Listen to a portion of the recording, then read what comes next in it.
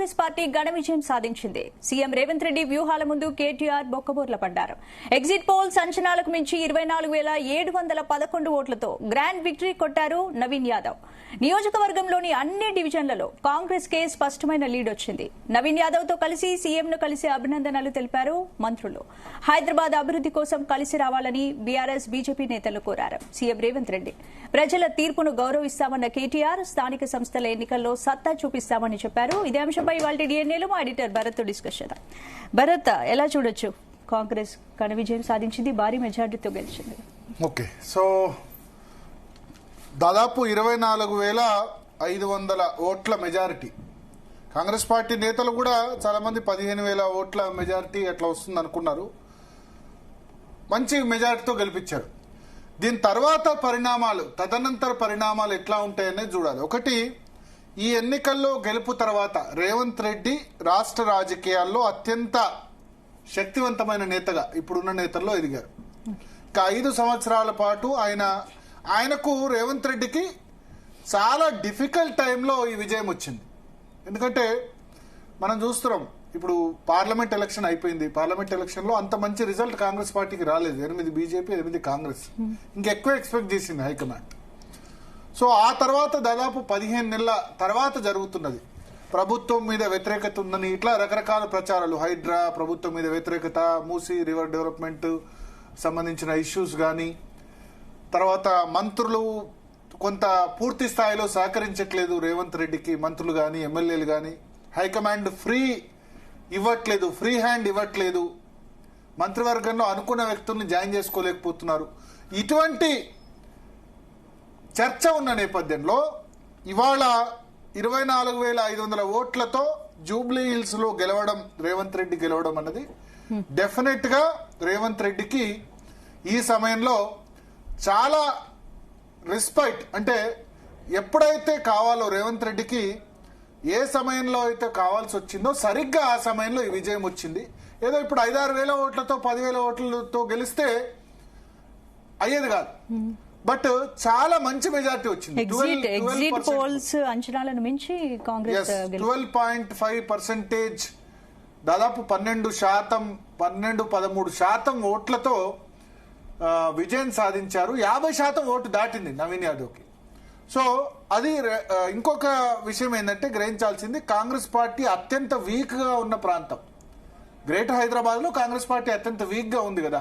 2015 GHMC, 2020 GHMC రెండిట్లో కూడా 2 corporator సీట్లు వచ్చాయి. మొన్న జరిగిన సార్వత్రిక ఎన్నికల్లో మొత్తం అంతా కాంగ్రెస్ పార్టీ హవా ఉంటే జిహెచ్ఎంసీలో ఒక్క సీటు కూడా గెలవకపోయింది. సరే, పార్లమెంట్ ఎన్నికల సందర్భంగా కంటోన్మెంట్ గెలిచింది 6 నెలల తర్వాత. మళ్ళీ ఇప్పుడు ఇది 2వ సీటు. సో చాలా కష్టకాలంలో రేవంత్ రెడ్డికి దక్కిన విజయంగా భావించాల్సి ఉంటుంది. ఈ ఊపుతో ఆయన 5 ఏళ్ల పాటు సీఎం గా ఉంటారు. మంత్రులందరూ కూడా దారికి వస్తారు. ఇక మంత్రులు అసంతృప్తి ఉండదు. మంత్రులు ఎవరెవరైతే అసంతృప్తి ఉన్నారో, కొంత రేవంత్ రెడ్డికి వ్యతిరేక రాజకీయాలు నడిపారో వాళ్ళందరూ కూడా ఇప్పుడు సెటరేట్ అయ్యే అవకాశం ఉంది. దీంతో పాటు బీహార్ లో ఓడిపోవడం కూడా రేవంత్ రెడ్డికి కలిసి వచ్చింది. బీహార్ లో కనుక గెలిచుంటే 4 రాష్ట్రాలు కాంగ్రెస్ పార్టీలో 4వ రాష్ట్రం కూడా వచ్చుంటే కాంగ్రెస్ హైకమాండ్ వేరే విధంగా ఆలోచించేది. ఎందుకంటే హైకమాండ్ కల్చర్ వల్ల రీజనల్ లీడర్స్ ఎదగట్లేదు. స్థానిక నేతల్ని కాంగ్రెస్ అధినాయకత్వమే దొక్కేస్తోంది.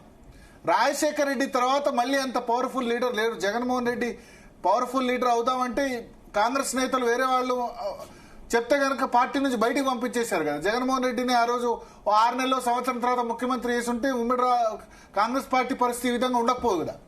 సో పంజాబ్ లో చూడండి, అమరీందర్ సింగ్ చాలా స్ట్రాంగ్ లీడర్. ఆయన్ను ముఖ్యమంత్రి పీఠం నుంచి తప్పించేసింది. తప్పిస్తే ఏమైంది? అమరీందర్ సింగ్ ను ముఖ్యమంత్రి పీఠం నుంచి తప్పిస్తే చరణ్జీత్ సింగ్ చెన్నైని చీఫ్ మినిస్టర్ చేశారు. ఇవాళ పంజాబ్ లో బై ఎలక్షన్ జరిగితే మొన్న 117లో 93 సీట్లు ఆమ్ ఆద్మీ పార్టీకి వచ్చాయి. 93 సీట్లు. అక్కడ అకాలీదళ్ వర్సెస్ కాంగ్రెస్ ఉంటే థర్డ్ పార్టీ వచ్చి అకాలీదళ్ మీద వ్యతిరేకత ఉండి ఆమ్ ఆద్మీ పార్టీకి 117కు 93 సీట్లు వచ్చాయి. ఇవాళ బై ఎలక్షన్ జరిగితే 4వ స్థానంలో కాంగ్రెస్ పార్టీ ఉంది. 4వ స్థానం. First place Aam Aadmi party, second place Akali Dal, third ఇంకెవరో ఉన్నారు, 4వ స్థానం కాంగ్రెస్ పార్టీకి వచ్చిన పరిస్థితి పంజాబ్లో. సో హైకమాండ్ ముఖ్యమంత్రుల మీద పెత్తనం చెలాయించడం అన్నది ఏదైతే ఉందో అది బీహార్లో గెలిస్తే మరింత ఎక్కువయ్యేది. 4 రాష్ట్రాలు 3 రాష్ట్రాలు కాదు, ఇంకో రాష్ట్రంలో కూడా పవర్ అని వచ్చేది. ఇప్పుడు 3 రాష్ట్రాలే కావడం వల్ల కర్ణాటక అక్కడ లీడర్షిప్ చేంజ్ చేయబోతున్నారని వార్తలు వస్తున్నాయి. సిద్ధరామయ్యను మార్చి డీకే శివకుమార్. ఇక రేవంత్ రెడ్డి కూడా ఇప్పుడు మార్చి సాహసం చేయరు. డీకే శివకుమార్ కు 2.5 సంవత్సరాల అగ్రిమెంట్ మేరకు 2.5 సంవత్సరాలు అక్కడ సీఎం చేయాలి. సో 2.5 సంవత్సరాలు సీఎం చేసిన నేపథ్యంలో ఆ అగ్రిమెంట్ ప్రకారం మొన్న సిద్ధరామయ్యకి అపాయింట్మెంట్ కూడా ఇవ్వలేదని వార్తలు వచ్చాయి, ఆయన నన్ను చేంజ్ చేయొద్దని వెళ్తే గనక. సో అటువంటి సమయంలో ఈ విజయం వచ్చింది కాబట్టి హైకమాండ్ కూడా ఇక రేవంత్ రెడ్డిని టచ్ చేసే ధైర్యం చేయదు. సో బీహార్ లో ఓడిపోవడం కాంగ్రెస్ పార్టీకి దేశవ్యాప్తంగా దెబ్బ, గాని రేవంత్ రెడ్డికి పర్సనల్ గా చాలా హెల్ప్ అవుతుంది. ప్లస్ జూబ్లీహిల్స్ విజయం కూడా 13%తో గెలిచారు కాబట్టి ఆయన పాలన మీద ఎటువంటి అసంతృప్తి లేదు. ఈ హైకమాండ్ వాళ్లకు ఎవరైనా కంప్లైంట్ చేసినా, ఎమ్మెల్యేలు అసంతృప్తులు ఉంటారు కదా కాంగ్రెస్ లో, మంత్రులు ఎవరు కంప్లైంట్ చేసినా హైకమాండ్ కూడా పట్టించుకోదు. ఎస్ బానే నడుస్తుంది, మనకు కావాల్సింది విజయం, గెలుపు. తెలంగాణలో బానే ఉంది. 20 నెలల తర్వాత కూడా సరే పార్లమెంట్ ఎలక్షన్ రిజల్ట్ బాగాలేకపోయినా 13% ఓటు వచ్చింది కదా, 13% ఓటింగ్ డిఫరెన్స్ తో గెలిచింది కదా, అత్యంత వీక్ గా ఉన్న ప్రాంతాల్లో గెలిచింది కదా అని అనుకునేందుకు అవకాశం ఉంటుంది. రెండోది, ఇప్పుడు మీనాక్షి నటరాజన్ వచ్చిన తర్వాత కొంత ఇబ్బందికర పరిస్థితి, ఆమె పాదయాత్ర చేయడం ఇటువంటి ఇష్యూస్ వచ్చాయి హైకమాండ్ ద్వారా. సో అవన్నీ కూడా కంట్రోల్ అయ్యేందుకు అవకాశం ఖచ్చితంగా ఉంటుంది. సో రేవంత్ రెడ్డి ఈ ఎన్నికల ద్వారా, జూబ్లీహిల్స్ ఎన్నికల ద్వారా he become more stronger then high command. Rajasekhara Reddy తర్వాత ఉమ్మడి ఆంధ్రప్రదేశ్ లో మళ్ళీ ఏ లీడర్ కూడా కాలేదు. అయితే రాజశేఖర రెడ్డి అంత స్ట్రాంగ్ అయ్యాడని నేను చెప్పను, ఎందుకంటే ఇది 2 సంవత్సరాల పాలన. రాజశేఖర రెడ్డి తన కెరీర్ పీక్ లో ఉన్నప్పుడు చనిపోయాడు. చాలా విక్టరీస్ ఆయన సాధించారు ఆ సమయంలో. అయితే ఒకటి, ఇప్పుడు అత్యంత కష్టాల్లో ఉన్న సమయంలో రేవంత్ రెడ్డికి విజయం. రేవంత్ రెడ్డి అగ్రెసివ్ క్యాంపెయిన్ ఈ విజయంలో కీలక పాత్ర పోషించారు. డెఫినెట్ గా రేవంత్ రెడ్డి క్యాంపెయిన్ చెలాయించే అవకాశం వచ్చింది. నవీన్ యాదవ్ పేరు కూడా, నవీన్ యాదవ్ క్యాండిడేచర్ కూడా చాలా అడ్వాంటేజ్ అయింది. ఒక విధంగా మాగంటి సునీత కంటే నేను మొదటి నుంచి చెప్పాను నవీన్ యాదవ్ కి ఎక్కువ సింపతి ఉంది, 3 సార్లు ఓడిపోయాడని. అయితే నవీన్ యాదవ్ పేరు చాలా కలిసి రావడం, నవీన్ యాదవ్ క్యాండిడేచర్ కలిసి రావడంలో రేవంత్ రెడ్డి దానిలో కీలకంగా వివరించారు, చాకచక్యంగా వివరించారు. ఇప్పుడు లాస్ట్ టైం ఎన్నికలు ఎవరు ఓడిపోయారు? మహమ్మద్ అజారుద్దీన్ ఓడిపోయారు 16,000 ఓట్లతో. ఆయన జూబ్లీహిల్స్ లో క్యాండిడేట్, అంటే జూబ్లీహిల్స్ లో మాగంటి గోపీనాథ్ చనిపోయేంత వరకు మళ్ళీ జూబ్లీహిల్స్ లో అడుగు పెట్టలేదు, రోజు తిరగలేదు. ఓడిపోయిన తర్వాత వదిలేశారు దాన్ని. మళ్ళీ మాగంటి గోపీనాథ్ చనిపోయిన వెంటనే అజారుద్దీన్ కాన్స్టిట్యున్సీలో అడుగు పెట్టారు. Sitting MLA. ఒకవేళ అజారుద్దీన్ గనక పోటీలో ఉంటే గెలవడం కష్టం, ఎందుకంటే కాన్స్టిట్యున్సీ పట్టుకొని లేరు. నవీన్ యాదవ్ 2014 నుంచి పట్టుకుని ఉన్నారు. 2014లో మజ్లిస్ చేతిలో 8,000 మజ్లిస్ అభ్యర్థిగా పోటీ చేసి జస్ట్ 8,000 ఓట్లతో ఓడిపోయారు. 2018లో ఇండిపెండెంట్ గా 18,000 తెచ్చుకున్నారు. 2023లో ఏ పార్టీ టికెట్ దొరకలేదు. ఆయన మీద సింపతి ఉంది. ఇప్పుడు అజారుద్దీన్ కంట్రోల్ చేయాలి. అజారుద్దీన్ నవీన్ యాదవ్ పోటీలో ఉంటే హైకమాండ్ అజారుద్దీన్ కే టికెట్ ఇస్తుంది. ఎందుకంటే మహమ్మద్ అజారుద్దీన్ కు ఉత్తరప్రదేశ్ తీసుకుపోయి మొరాదాబాద్ ఎంపీగా 2009లో నిలబెట్టింది కాంగ్రెస్ హైకమాండ్. సోనియా గాంధీ, రాహుల్ గాంధీ, ప్రియాంక గాంధీ అందరూ కూడా అజారుద్దీన్ తెలుసు. సో తెలివిగా ఏం చేశారు, అజారుద్దీన్ అయితే ఇక్కడ గెలవడం కష్టం, ఎందుకంటే హిందూ ముస్లిం ఇష్యూ రావచ్చు, ముస్లింస్ ఓటేసినా కావచ్చు, కాన్స్టిట్యున్సీ పట్టుకొని లేరు. కాబట్టి ఏం చేశారు, అజారుద్దీన్ కు మొదలు గవర్నర్ కోటా ఎమ్మెల్సీ ఇచ్చారు. కానీ గవర్నర్ క్లియర్ చేయలేదు దాన్ని. ఎమ్మెల్సీ క్యాబినెట్ అనౌన్స్ చేసినా దాన్ని ఓకే చేయలేదు. ఇక ఏకంగా ఎమ్మెల్సీ క్లియర్ కాలేదు కాబట్టి డైరెక్ట్ గా మంత్రి పదవి ఇచ్చేశారు. సో నవీన్ యాదవ్ క్యాండిడేట్ అయ్యేందుకు రేవంత్ రెడ్డి ఆ విధంగా చర్యలు కూడా తీసుకున్నారు. అజారుద్దీన్ నుంచి లైన్ క్లియర్ చేసి నవీన్ యాదవ్కి ఇచ్చేశారు. సో అక్కడ రేవంత్ రెడ్డి చాకచక్యం ఆ విధంగా పనిచేసింది. అయితే ఇప్పుడు డిస్క్లైమర్స్ ఏంటంటే రేవంత్ రెడ్డి చాలా స్ట్రాంగ్ అయ్యారు, 5 సంవత్సరాలు కంటిన్యూ అవుతారు, నో డౌట్. మంత్రులు, ఎమ్మెల్యేల నుంచి ఇబ్బంది తొలగిపోయింది. ఆల్రెడీ ఇక ఆయన డెవలప్మెంట్ సంబంధించిన వర్క్ స్టార్ట్ చేశారు. అయితే నేనేమంటానంటే బై ఎలక్షన్ లో గెలిచినంత మాత్రాన అంతా అయిపోయింది అని అనుకోకూడదు. నేను ఎగ్జాంపుల్ చెప్తా. 2018 Nandyal by election, Telugu Desam party 2018 Kurnool జిల్లా నంద్యాల బై ఎలక్షన్ లో 27,000 ఓట్లతో వైసీపీ మీద గెలిచింది. జగన్ ఇట్లే మొత్తం కేటీఆర్ లాగే మొత్తం ఎఫర్ట్ పెట్టారు. మొత్తం అక్కడే 4 రోడ్ షోలు ఉండి 4 రోజులు ఉండి ప్రచారం చేశారు. చంద్రబాబు అక్కడ ఉండే. అయినా సరే నంద్యాలలో అక్కడ తెలుగుదేశం పార్టీ 27,000 ఓట్లతో గెలిచింది. కానీ ఆ తర్వాత సంవత్సరం జరిగిన ఎలక్షన్స్ లో తెలుగుదేశం పార్టీకి 23 స్థానాలు వచ్చాయి, 151 జగన్కు వచ్చాయి. ఓకేనా? తర్వాత 2019 to 24 మధ్య జగన్ అనేక ఎలక్షన్స్ క్లీన్ స్వీప్ చేశారు. ఇక్కడ కేసీఆర్ కూడా మునుగోడు ఎలక్షన్ ఇట్లే చాలా అతిరేత మహారాజుల్ని పెట్టి 12,000 ఓట్లతో రాజగోపాల్ రెడ్డి మీద గెలిచారు. తర్వాత చాలా ఒక హుజరాబాద్ ఓడిపోయినారు, దుబ్బాక నేరో మార్జిన్లో ఓడిపోయినారు. మునుగోడు ఓడిపోయిన తర్వాత మళ్ళీ ఏమైంది, 6 నెలలు సంవత్సరంకే మళ్ళీ బీఆర్ఎస్ గెలవలేదు. అప్పుడు కాంగ్రెస్ పార్టీ పరిస్థితి ఎట్లా ఉండే? హుజురాబాద్ లో ఎన్ని ఓట్లు వచ్చాయి కాంగ్రెస్ పార్టీకి? బల్మూరి వెంకట పోటీ చేస్తే 3,000 ఓట్లు వచ్చాయి. మునుగోడులో కాంగ్రెస్ పార్టీకి డిపాజిట్ వచ్చిందా? పాలవాయి శ్రవంతికి 16,000 వచ్చింది. నాగార్జున సాగర్ జానారెడ్డి స్వయంగా ఓడిపోయినారు. కానీ మళ్ళీ జనరల్ ఎలక్షన్ వచ్చేసరికి ఏం జరిగింది? కాంగ్రెస్ ఎక్కడ ఉన్న కాంగ్రెస్ దూసుకొచ్చి గెలిచింది. టీఆర్ఎస్ మీద వ్యతిరేకత దానికి కారణం.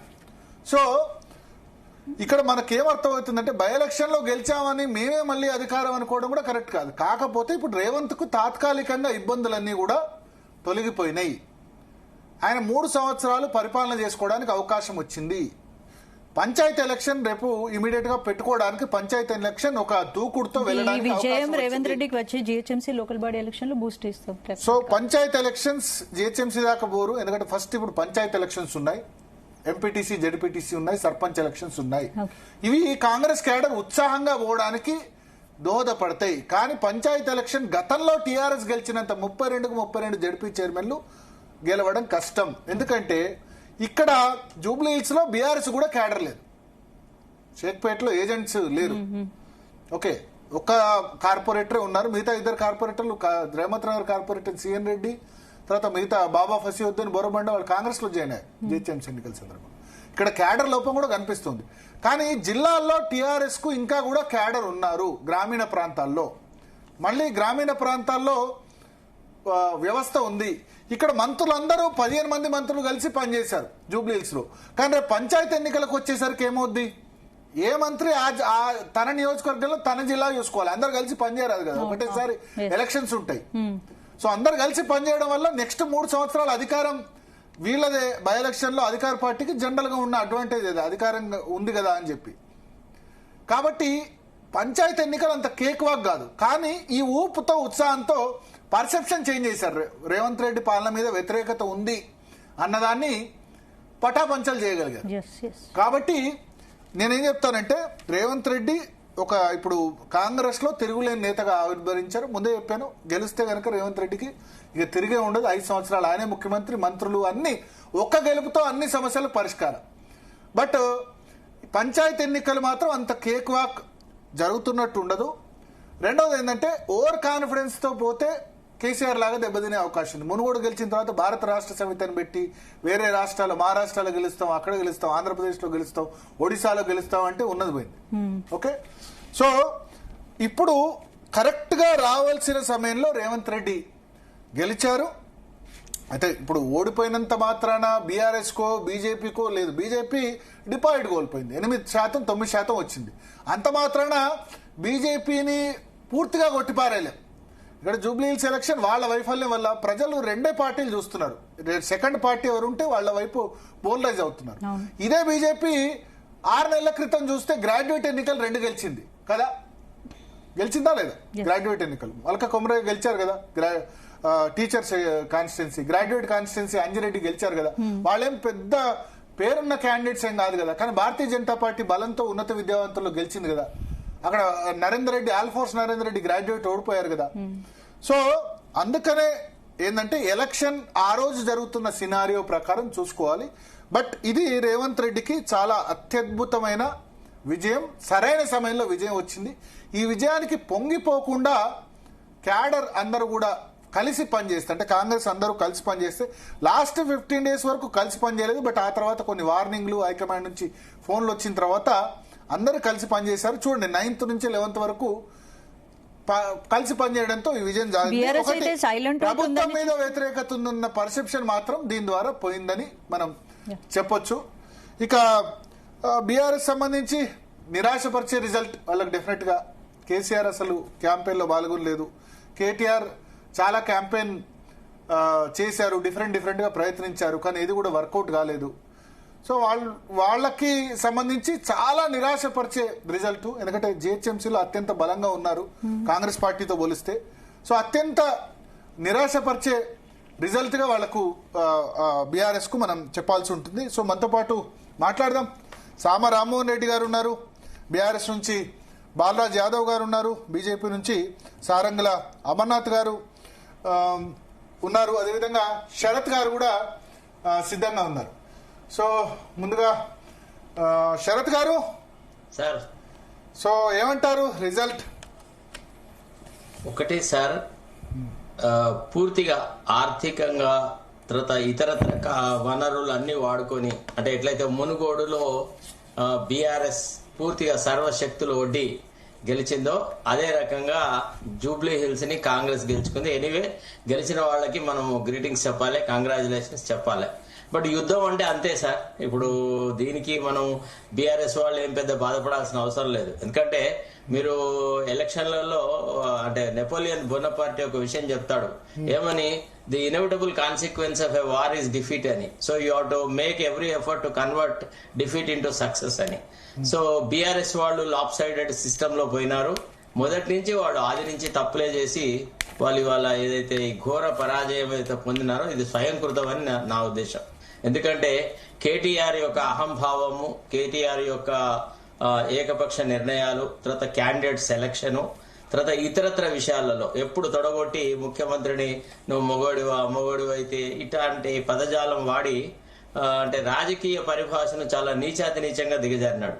ముఖ్యమంత్రి నుంచి మనం ఏమంతా భాషా సాంప్రదాయాలను గొప్ప భాషను ఎక్స్పెక్ట్ చేయకుండా కేటీఆర్ నుంచి కొంత స్టాండర్డ్ ఎక్స్పెక్ట్ చేస్తాం. ఎందుకంటే 2-3 సార్లు మంత్రిగా ఉన్నాడు, ఎమ్మెల్యేలుగా ఉన్నాడు, తర్వాత ఒక పార్టీ వర్కింగ్ ప్రెసిడెంట్, కాబట్టి ఒక మంచి పొలిటికల్ కల్చర్ స్టార్ట్ చేయడానికి ఉపయోగపడతాను అనుకున్నాం.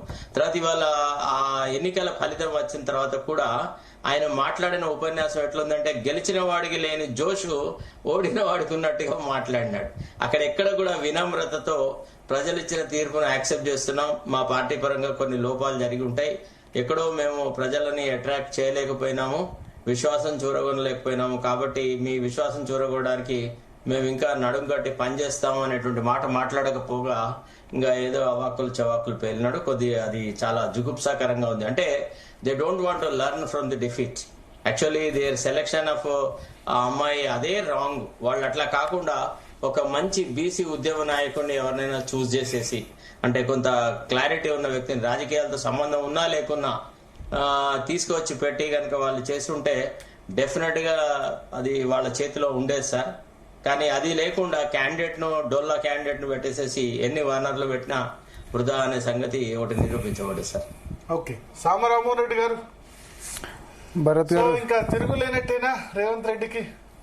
భరత్ గారు, ముందుగా మీకు, ప్యానల్ పెద్దలకి అండ్ జీ ప్రేక్షకులందరికీ కూడా గుడ్ ఈవినింగ్.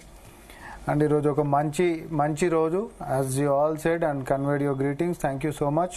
ఇది కాంగ్రెస్ పార్టీ విజయం కాదు, ఇది జూబ్లీహిల్స్ ప్రజల విజయం, ఈ తెలంగాణ ప్రజల విజయం.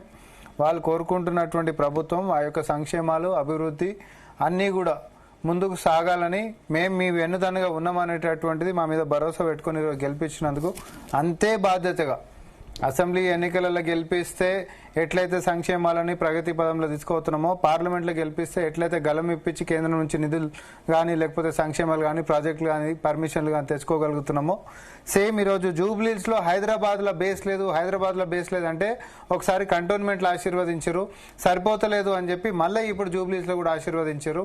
సిట్టింగ్ సీట్ల నుంచి కూడా బీఆర్ఎస్ పార్టీ అహంకారం దిగుతలేదని చెప్పి ఏదైతే అసెంబ్లీలో గుణపాఠం చెప్పిండ్రో అదే గుణపాఠాన్ని తర్వాత పార్లమెంట్లో చూపించారు. ఇంకా తగ్గించుకుంటకపోతే అది కంటోన్మెంట్లో చూపించారు, అయినా తగ్గకపోతే ఈరోజు జూబ్లీహిల్స్లో కూడా చూపించారు. వాళ్ళ పద్ధతి మార్చుకోకపోతే అది వాళ్ళ ఇష్టం.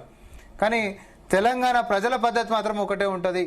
క్రమశిక్షణ లేకుండా అహంకారంతో ప్రజలనంటే చాలా చిన్నగా చేసి అబద్ధ ప్రచారాలతో బతుకుదామంటే ఈ జాతి ఒప్పుకోదు. అట్లాంటి ప్రచారాలను కానీ లేకపోతే జిగుత్సాకరమైనటువంటి మాటలను కానీ నిరాధారమైనటువంటి ఆరోపణలు కానీ దయచేసి ఇవన్నీ బంద్ చేసుకుని రాష్ట్ర హితం కోసం అందరం పాటుపడదామని ఈరోజు ముఖ్యమంత్రి గారు తన యొక్క ప్రెస్ మీట్లో చాలా స్పష్టంగా చెప్పిండు. రండి, నిజంగా ప్రతిపక్షంలో ఉంటే ప్రభుత్వంలో ఏదైనా తప్పులు జరిగినప్పుడు పోరాటం చేయండి, నిరసనలు చేయండి, మా మీద ఒత్తిడి తెండి, అసెంబ్లీలో బల్లగుద్ది మాట్లాడండి. అంతే తప్ప సోషల్ మీడియాలో స్పాన్సర్డ్ అబద్ధాలని లేకపోతే ఫేక్ ఆర్టికల్స్ని, లేకపోతే ఫేక్ ప్రాపగాండాని, లేకపోతే జుగుత్సాకరమైనటువంటి భాషతోటి, లేకపోతే అట్లాంటి ఏమంటారు సందర్భాలు వచ్చేటటువంటి ఆ చిత్రాలతోటి దయచేసి తెలంగాణలో ఒక ఫుల్ స్టాప్ పెట్టాలని చెప్పి ఒక కాల్ ఇచ్చిండ్రు. దాన్ని గౌరవించుకొని ప్రతిపక్షాలు కానీ పాలకపక్షం కానీ మనం ఎట్లా రాష్ట్రాన్ని ముందుకు తీసుకొని పోదాం అనేటటువంటి దాని మీద చర్చ చేద్దాం. నిజంగా తప్పులు ఏమైనా ఉండి మీరు సమస్యలు లేవనెత్తితే మేము చేయలేకపోతే ప్రజలే న్యాయ నిర్ణేతలు కాబట్టి భవిష్యత్ అనేటటువంటిది ఏమైతాం అనేది ప్రజలు తెలుస్తారు. ఇప్పుడు మీరు ఒక మంచి మాట అన్నారు, మునుగోడులో వాళ్ళు గెలవంగానే అహంకారం కళ్ళి నెత్తికి ఎక్కిపోయిన తర్వాత మైదానంలో ఏం జరుగుతుందో తెలుసుకోలేనప్పుడు జానారెడ్డి గారు లాంటి ఒక టాల్ పర్సనాలిటీని ఓడగొట్టినప్పుడు ఇక మాకు తిరిగే లేదని అనుకున్నప్పుడు కర్రు కాల్చి వాత తెలంగాణ ప్రజలు ఎట్లా పెట్టిండ్రు. దయచేసి వాళ్ళకి జరిగినటువంటి ఒకటి మన హిస్టరీ చూసినాం. అహంకారంతో పోతే ఏమైతుంది తెలంగాణ అనేది మనం చూసినాం. ఖచ్చితంగా అట్లాంటివన్నీ చూసి తర్వాత గెలిచిన వాళ్ళమే కాబట్టి అట్లాంటి తప్పులు మేము కానీ మా నాయకత్వం కానీ మా పార్టీ కానీ చేసేటటువంటి ఆస్కారమే లేదు. మేము ప్రజలతోటి మమేకమైపోయేటటువంటి వాళ్ళం, ప్రజలకి బలం చేకూర్చేటటువంటి వాళ్ళం కాబట్టి ఖచ్చితంగా మార్క్ మై వర్డ్స్ 10 సంవత్సరాలు ఖచ్చితంగా కాంగ్రెస్ పార్టీ అధికారంలో ఉండబోతుంది. సంక్షేమాలే కాదు ప్రగతి పదంలో ఈ యొక్క రాష్ట్రాన్ని ముందుకు తీసుకొని పోయి ప్రతి తెలంగాణ బిడ్డనే కాదు దేశంలో ఉంటున్నటువంటి మిగతా వాళ్ళు కూడా తెలంగాణలోకి పోయి మనం ఆడ నివసిద్దాం అనేటటువంటి వాతావరణాన్ని మా ప్రభుత్వం మా హయాంలోనే మేము చేసి చూపిస్తాం అనేటటువంటి నమ్మకము మా నేతల మీద, మరీ ముఖ్యంగా మా ముఖ్యమంత్రి రేవంత్ రెడ్డి గారి యొక్క విజన్ మీద, తర్వాత మా పార్టీ సంఘటితమైనటువంటి శక్తి మీద మాకు ఈరోజు ఖచ్చితమైన విశ్వాసం కూడా ఉంది. ఈరోజు ముఖ్యమంత్రి గారు ఆ మాట కూడా అన్నారు, సంఘటితం అయి కాంగ్రెస్ పార్టీ కొట్లాడితే మిగతా ఏ పార్టీలు కలిసి వచ్చినా కూడా గెలిపించేటటువంటి సినిమానే లేదు. ఇది ఒక ఉదాహరణ. దీని నుంచి మేము నేర్చుకొని పోయేటటువంటిది ఏంటిది అని అంటే ఇదే సంఘటితమైనటువంటి శక్తితోటి మా పార్టీ మేము ముందుకు పోతాం. ప్రజల ఆశీర్వాదాలు మనల్ని మేము పొందుతూనే ఉంటాం. అయితే దొంగ ఓట్ల కాడికించి దుష్ప్రచారం మొదలు పెడితే దొంగ ఓట్ల దగ్గరికి మొదలు పెట్టిండ్రు. బుల్డోజర్ అని అన్నారు, హైడ్రా అని అన్నారు, మూసీల 1,00,000 కోట్ల కుంభకోణం అయిపోయింది అని చెప్పని అన్నారు. లేకపోతే యూరియాకి సంబంధించిన మొత్తం స్కేర్సిటీ వీళ్ళ వల్లనే చేతనైతే లేదని అన్నారు.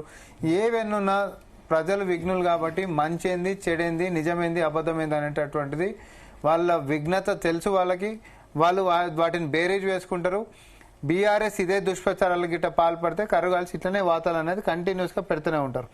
కానీ ఇక బీజేపీ విషయం అని అంటామా, ఇది ఒక గుణపాఠం లెక్క. సుదీర్ఘకాలంగా ఎంపీ స్థానంలో అప్పుడు బండారు దత్తాత్రేయ గారి దగ్గరికి మొదలు పెట్టుకుంటే కిషన్ రెడ్డి గారు ఉంటున్నట్టు 10 ఏళ్ళైనా ఈరోజు జూబ్లీల్సే కాదు పార్లమెంటరీ కాన్స్టిట్యున్సీలో కూడా ఇటు మెట్రో ఎక్స్టెన్షన్ జరగకపోయినా, మూసి ప్రక్షాళన జరగకపోయినా, కనీసం యూజీడీల యొక్క మరమ్మతులు చేయలేకపోయినా, చిన్నపాటి 10 mm వర్షం పడితేనే కాలనీలు మునిగిపోయేటటువంటి పరిస్థితుల దాకా ఉన్నప్పటికీ ఈరోజు స్లోగా మార్పు అనేది మా ప్రభుత్వం తీసుకొని వస్తున్నాం. ఇప్పుడు స్థానికంగా మాకు కొంచెం బలం ఇచ్చిండ్రు. ఆ యొక్క సమస్యల పరిష్కారం గురించి మేము ముంగటికి ఇంకా ఖచ్చితంగా పోయినప్పుడు బీజేపీ కూడా కొంచెం జాగ్రత్తగా ఉండాల్సినటువంటి అంశం ఉంది. కేవలం ఈడోడిపోయిన అనేటటువంటి కాదు. హైదరాబాద్ లో ఈ రోజు జెండా మేము 1 కాదు 2 పాతినాం. ఇది మాది ప్రారంభం మాత్రమే. ఇది వీడికి ఆగదిగా ఇది కంటిన్యూ అయికుంటూ పోతుంది. 17 ఈరోజు ముఖ్యమంత్రి గారిని ఒక విలేకరు అదే మాట అడుగుతూనే 17 తారీఖు కేబినెట్ లో మేము నిర్ణయం తీసుకుంటాము స్థానిక సంస్థల ఎన్నికల గురించి అని అన్నాం. స్థానిక సంస్థల ఎన్నికలలో కూడా ఖచ్చితంగా ఇదే సంఘటితమైనటువంటి శక్తితోటి మేము ఎన్నికలు కొట్లాడతాము. బీజేపీ అంటే లేదేమో కానీ బీఆర్ఎస్ జెండాలు పీకుతాము, కాంగ్రెస్ జెండాలు పాతాము. ఓకే, బాలాజీ యాదవ్ గారు. సార్ నమస్తే సార్. భరత్ గారు నమస్తే. ఎక్కడ మీరు ఏ డివిజన్? బొరబండనా యూసఫ్ గూడనా? యూసఫ్ కూడా సార్, యూసఫ్ కూడా. Okay okay. యూసఫ్ కూడా సంబంధించి మేము పనిచేసాం భరత్ గారు. ముందుగా జీ తెలుగు ప్రేక్షకులకి, యాజమాన్యానికి, ప్యానెల్లో మిత్రులందరికీ నమస్కారం. ఓకే, ఇంతకుముందు శరత్ గారు చెప్పినటువంటి సజెషన్స్ ని పాటించలేదు, కేటీఆర్ గారు మళ్ళీ అదేవిధంగా మాట్లాడారని అంటున్నారు. అది వాస్తవం కాదు. ఎందుకంటే ప్రెస్ మీట్ లో నేను కూడా ఉన్నాను. డెఫినెట్ గా ఒక ఎలక్షన్ కి వచ్చిన రిజల్ట్ ని ఖచ్చితంగా ఆత్మవిమర్శ చేసుకుంటాం. అందులో జరిగినటువంటి లోపాలు, జరిగినటువంటి పొరపాట్లు డెఫినెట్ గా ఒక రాజకీయ పార్టీగా డెఫినెట్ గా సరిదిద్దుకుంటాం. ఎందుకంటే ఒక రాజకీయ పార్టీగా ప్రతిసారి గెలుపు రావాల్సిన అవసరం లేదు, ప్రతిసారి ఆ ఓటమే శాస్త్రం అని కూడా అనుకోవద్దు అనేది నాకు వ్యక్తిగత అభిప్రాయం. ఎందుకంటే అనేక రకాల బై ఎలక్షన్ చూసినాం. మీరు ఇంతకుముందు ఓపెనింగ్ సంబంధించి ఇంట్రడక్షన్ లో చెప్పినారు. ఏది గతంలో నంద్యాల ఎలక్షన్స్ కావచ్చు, మునుగోడు ఎలక్షన్స్ కావచ్చు, బై ఎలక్షన్ లో రిజల్ట్, తర్వాత జనరల్ ఎలక్షన్ రిజల్ట్ డిఫరెంట్ ఉంటుందని చెప్పేసి మీరు చెప్పినారు. మేము కూడా డెఫినెట్ గా ఈ ఎలక్షన్ శాస్త్రం కాదు, ఓటమి ఈ ఎలక్షన్ తోనే భారత రాష్ట్రం పని అయిపోయినట్టు కాదు. అంటే మీరు ఎంత ఎఫర్ట్ పెట్టినా సరే 50% ఓటు కాంగ్రెస్ కు వచ్చింది, 13% దాదాపు 13% దగ్గర ఓట్లతో ఓడిపోయినారు. Majority. అది కదా. And me strongest point city assembly election చూస్తే మిగతా అన్ని చోట్ల అసలు అసెంబ్లీలో 43% ఓటింగ్ వచ్చింది గ్రేటర్ హైదరాబాద్ లో. మీకు ఇక్కడ 43% ఓటు రాకపోతే మీ ఓటింగ్ పర్సెంటేజ్ మీరు 37% అని చెప్పుకుంటారు, మొత్తం 37-39. కానీ ఇక్కడ 43% ఓటింగ్ రాకపోతే బీఆర్ఎస్ బిలో 30 ఓటింగ్ వచ్చేది మొన్న సార్వత్రిక ఎన్నికల్లో. రూరల్ ఏరియాస్ లో బిలో 30 ఉంది. కేవలం సిటీలో వచ్చిన 43%, ఎందుకంటే కాంగ్రెస్ కి ఇక్కడ 21-22 వచ్చింది. దానిలో సగం రావడం వల్ల 37-39 దగ్గర ఆగింది. అదర్వైజ్ రూరల్ ఏరియాస్ లో కాంగ్రెస్ 40,000, 50,000 మెజార్టీలు అన్ని మంచి మెజార్టీతో గెలిచారు. అసలు 30 లోపు ఉండేది, 30 బిలో ఉండేది, లోపు ఉండేది. ఇక్కడ 43% ఓటింగ్ ఓన్లీ ఇక్కడ రాకపోతే. సిటీలో 15 శాసనసభ స్థానాలు ఉంటే 7 ఎంఐఎం వచ్చినవి. అదే విధంగా ఒకటి గోషామాలు రాజాసింగ్ గారికి అంటే నేను చెప్పే జిహెచ్ఎంసీ ఏరియా రంగారెడ్డి కలిపితే కనుక ఒక మీకు ఇబ్రాహీంపట్నం తప్ప అన్ని వచ్చేసాయి. ఇబ్రాహీంపట్నం కూడా అది హెచ్ఎండిఏ ఏరియా, ఇక పూర్తి జిహెచ్ఎంసీ ఏరియా కాదు. అవును సార్. అయితే ఇప్పుడు మేము కూడా ఇప్పుడు మా యూసఫ్ కూడా సంబంధించి కూడా మేము 223 మా శివప్రత్ పటేల్ గారు మేము పనిచేసాం ఇక్కడ. 223, 228, 229, 230, 231, 232, 34 బూత్ వరకు ఒక రెండిట్లలో మేము లీడ్ వచ్చాం. మొన్న మీకు చెప్పాను జీ తెలుగులో ఒక 2 బూత్లలో డెఫినెట్ గా మేము ఉంటుందని చెప్పి. ప్లస్ 228 బూత్ లో 2 ఓట్లు మేము ప్లస్ ఉన్నాం కాంగ్రెస్ కంటే. వాళ్ళకు వచ్చిన దానికంటే ఇంకొకటి 230లో 23 ఓట్లు ఉన్నాం. అంటే షేక్పేటలో కొన్ని ప్రాంతాల్లో మేము కొన్నిట్లలో అప్పు వచ్చిన వాస్తవం చూసి చెప్తాను నేను. ఓకే, బై ఎలక్షన్ కాబట్టి కొంత అధికార పార్టీకి ఎడ్జ్ ఉన్న మాట వాస్తవం. అధికార పార్టీ ఎన్ని రకాలుగా ఇప్పుడు మీడియాలో చూసినాం, పత్రికలు చూసినాం, ఎన్ని రకాలుగా వాళ్ళు ఎలక్షన్స్ కాబట్టి ఎలక్షన్ లెక్కనే చేసిరు. అదే విధంగా కొంత మంత్రులు, ఎమ్మెల్యేలు లాస్ట్ రోజు వాళ్ళు 9వ తారీఖు నుంచి 10-11 మధ్యన జరిగినటువంటి రకరకాల ఏదైతే ఆ విన్యాసాలంతా కూడా చూసినా మళ్ళీ ఇప్పుడు జీతాలు చెప్పాల్సిన అవసరం లేదు. డెఫినెట్ గా మా జరిగిన ఓటమి ఇవాళ మీరు అంటున్నట్టు కూడా ఏదో బీఆర్ఎస్ పార్టీ తీసి పార్టీ కూడా లేదు. భరత్ గారు 38% నియర్ బై 38% ఓట్లు వచ్చినాయి. మా 75% ఓట్లకు మీరు సాటిస్ఫై అయితే ఎట్లా? 37% ఓటుకు సాటిస్ఫై అయితే 25,000తో ఓడిపోయినా తీసిపారేటట్లేదంటే పార్లమెంట్ లో వచ్చినాయి. అరే కాదండి భరత్ గారు, ఈ 74,259 ఓట్లు కూడా తక్కువ అంటారు మరి మీరు? బీఆర్ఎస్ మీకు అసెంబ్లీలో ఉన్న బలమే జిహెచ్ఎంసీలో కదా. అయ్యో అట్లెందుకంటే ఇప్పుడు 74,000 అంటే ఎన్ని రావాలి? 45,000-50,000 ఓట్లు వస్తే బాగుండేనా? అట్లా మేము అంతా మీ ఫైట్ చేయలేదు. బీజేపీ అంత తక్కువకు పడిపోయినా 17,000 ఓట్లకు బీజేపీ పడిపోయినా మీకు 75,000 వచ్చాయి. మరి ఇప్పుడు బీజేపీ ఓటు అంత పడిపోయినా సరే 25,000 నుంచి లాస్ట్ టైం మీరు అన్న 25,000 వచ్చాయి. ఇప్పుడు 17,000 పడిపోయినా 17,000 మీరు 75,000 వచ్చాయని సాటిస్ఫై అవుతున్నారా? జిహెచ్ఎంసీలో గతంలో 99 35,000 ఓట్స్ వాళ్ళు కోల్పోయినారు ఒక రకంగా చెప్పాలంటే. 35 to 40,000. పార్లమెంట్ లో బీజేపీకి 65,000 ఓట్లు వచ్చాయి ఇదే సెగ్మెంట్ లో. వాళ్ళు ఇవాళ 17,000 పడిపోయినారు.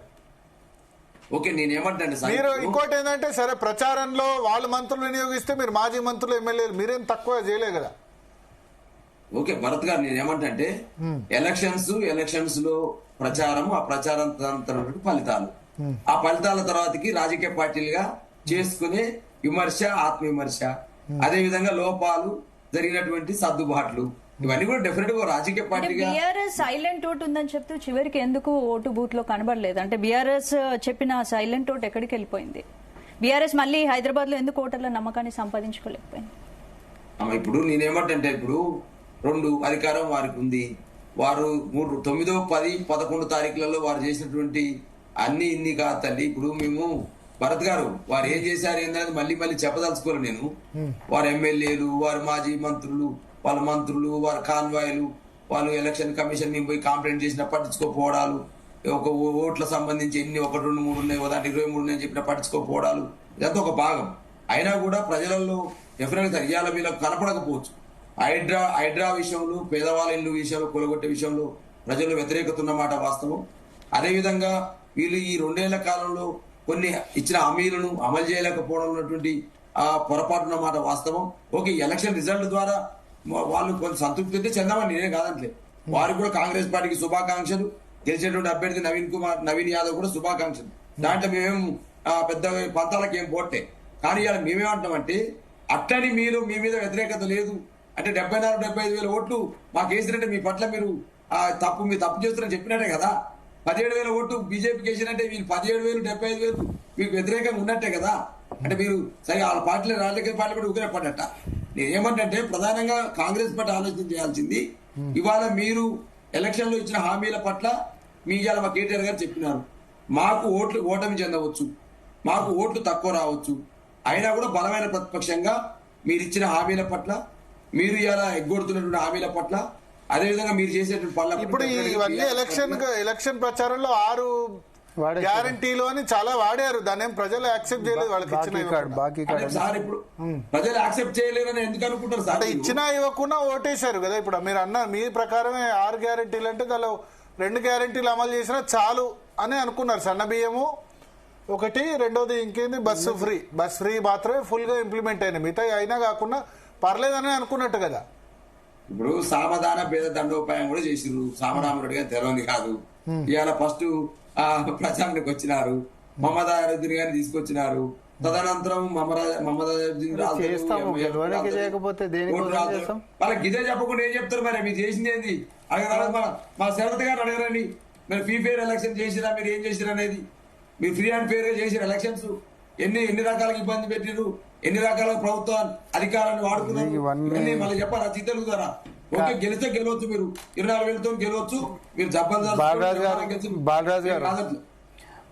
గారు ఇప్పుడు మీరు ఒక క్యాంపెయిన్ తీసుకున్నారు, బుల్డోజర్ అని అన్నారు, మమ్మల్ని బాకీ కార్డ్ అని అన్నారు.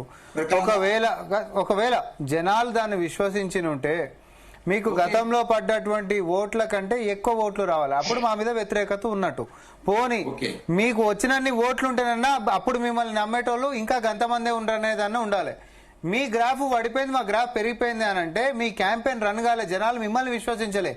మేము ఇచ్చినటువంటి సంక్షేమాలను విశ్వసించారు కాబట్టి అఖండ మెజార్టీ తోటి మమ్మల్ని గెలిపించారు ఈ రోజు. అంతే తప్ప దానికి ఏదో సాకులు చెప్పి అప్రజాస్వామ్యం అది మరి శరత్ గారు ఆ మాట కూడా అన్నారు. ఏదేమున్నా ఎండ్ ఆఫ్ ద డే ఏ మాట కామాట శరత్ గారు ఇంకొక మాట అన్నారు. ఎండ్ ఆఫ్ ద డే గెలిపే ముఖ్యం కదా. కాంగ్రెస్ దేశంలో అధికారంలోకి వస్తే ప్రయత్నం చేయాలంటే మీరు ఊకుంటారని చెప్పండి. చెప్పు బీహార్ లో 63 పోటీ చేసిన నువ్వు. అవును, 4 వచ్చినాయి మీకు. 4 అవును వస్తాయి. 4 కాకపోతే గుండు 0 వస్తాయి. అంటే మీకు 4 కాకపోతే గుండు 0 వస్తాయి. ఏంది ఇప్పుడు ఆ రాష్ట్రంలో కాకపోతే ఈ రాష్ట్రంలో గెలిచినాం. నీకు పోనీ అట్లాంటిది ఏమైనా ఉందా? నీకు ఒకటే దుకాణం ఉంది, మాకు దేశం అంతా దుకాణాలు ఉన్నాయి ప్రతి రాష్ట్రంలో. ఒకటి నడవకపోతే ఇంకోటి నడుస్తుంటది జాతీయ పార్టీకి. అంటే ఇది కూడా పేరుకి కిరాణా కొట్టు మీద జాతీయ పార్టీ. బీహార్ గురించి డిస్కస్ చేద్దాం, మళ్ళీ బీహార్ గురించి డిస్కస్ చేద్దాం. ఒకసారి సారంగుల అమర్నాథ్ గారి దగ్గరికి అదేనే ఆర్కే నిమ్మలంగా మళ్ళీ ఎన్నికలలో 50 ఇప్పిస్తాము. అట్లా కూడా 20 తగ్గించి. శరత్ గారు చెప్పండి. ఇప్పుడు ఒకటేందంటే వీళ్ళు ప్రతిసారి ఈ రకమైన ఘర్షణ వాతావరణం చర్చలలో కూడా తీసుకురావడం కరెక్ట్ గా లేదు సార్. సౌమ్యం అనేది ఎవరిలో ఉండలేకపోతా ఉంది. ఎందుకంటే టీవీ డిబేట్ ను కొద్దిగా ఒక స్టాండర్డ్ లాగా చేర్చాలన్నది నా ఆలోచన. రెండోది, ఇవాళ కాంగ్రెస్ విజయం అనేది ఇది కాంగ్రెస్ ది అని అంటే వాళ్ళను ఆత్మవంచన చేసుకున్నట్టే. మజ్లిస్ గంటూ లేకపోతే కాంగ్రెస్ చిత్తుగా ఓడిపోతుండే.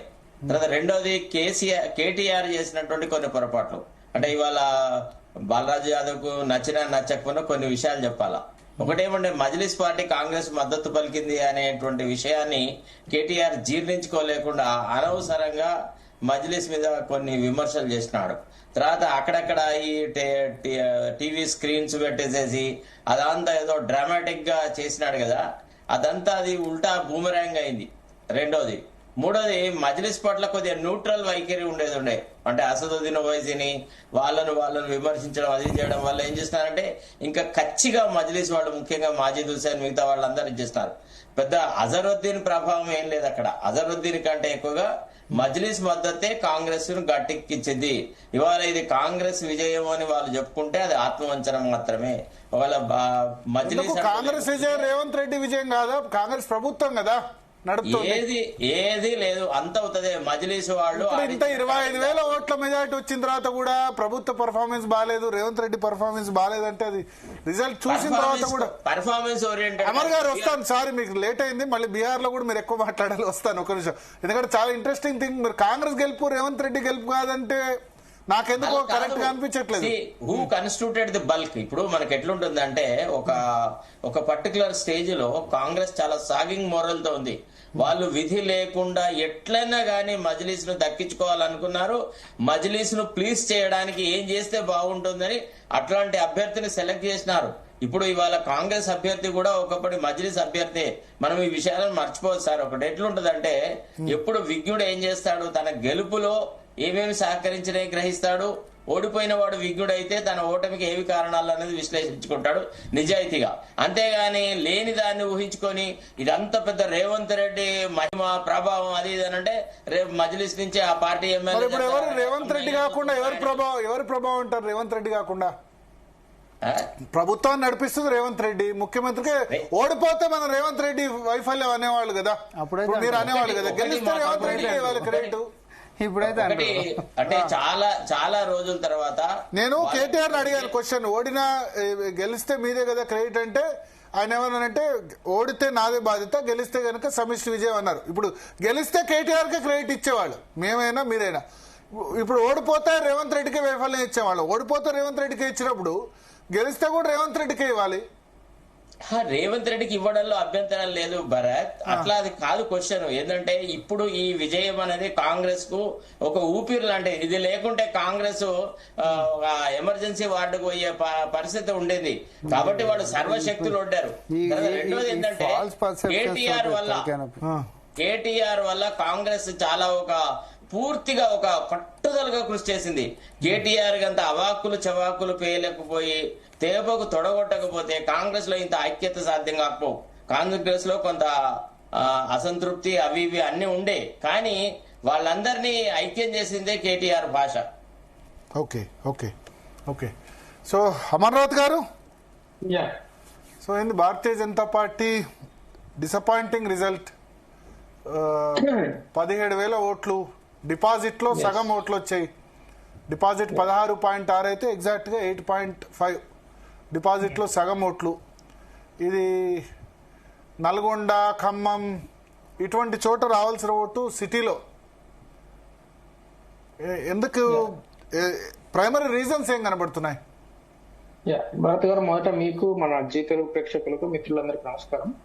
అంటే ఒక రకంగా చెప్పాలంటే, అంటే జూబ్లీ హిల్స్ దో అది ఒక సిటీలో మన హైదరాబాద్ నడిబొడ్డున ఉన్నా కూడా అది ఒక ఎంఐఎం సీట్ గానే మనం చూడాల్సిన అక్కడ ఉన్నది. ఎందుకంటే దాదాపు మైనారిటీ ఓట్లే 180,000 వరకు అక్కడ Christian minority and Muslim minority.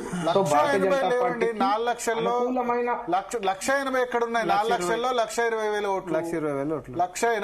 Christian minority Muslim minority కలిపి అని చెప్పి క్రిస్టియన్ మైనారిటీ 18,000 ఎంతనో 15,000 ఉన్నాయి. మొత్తం కలిపితే 1,35,000.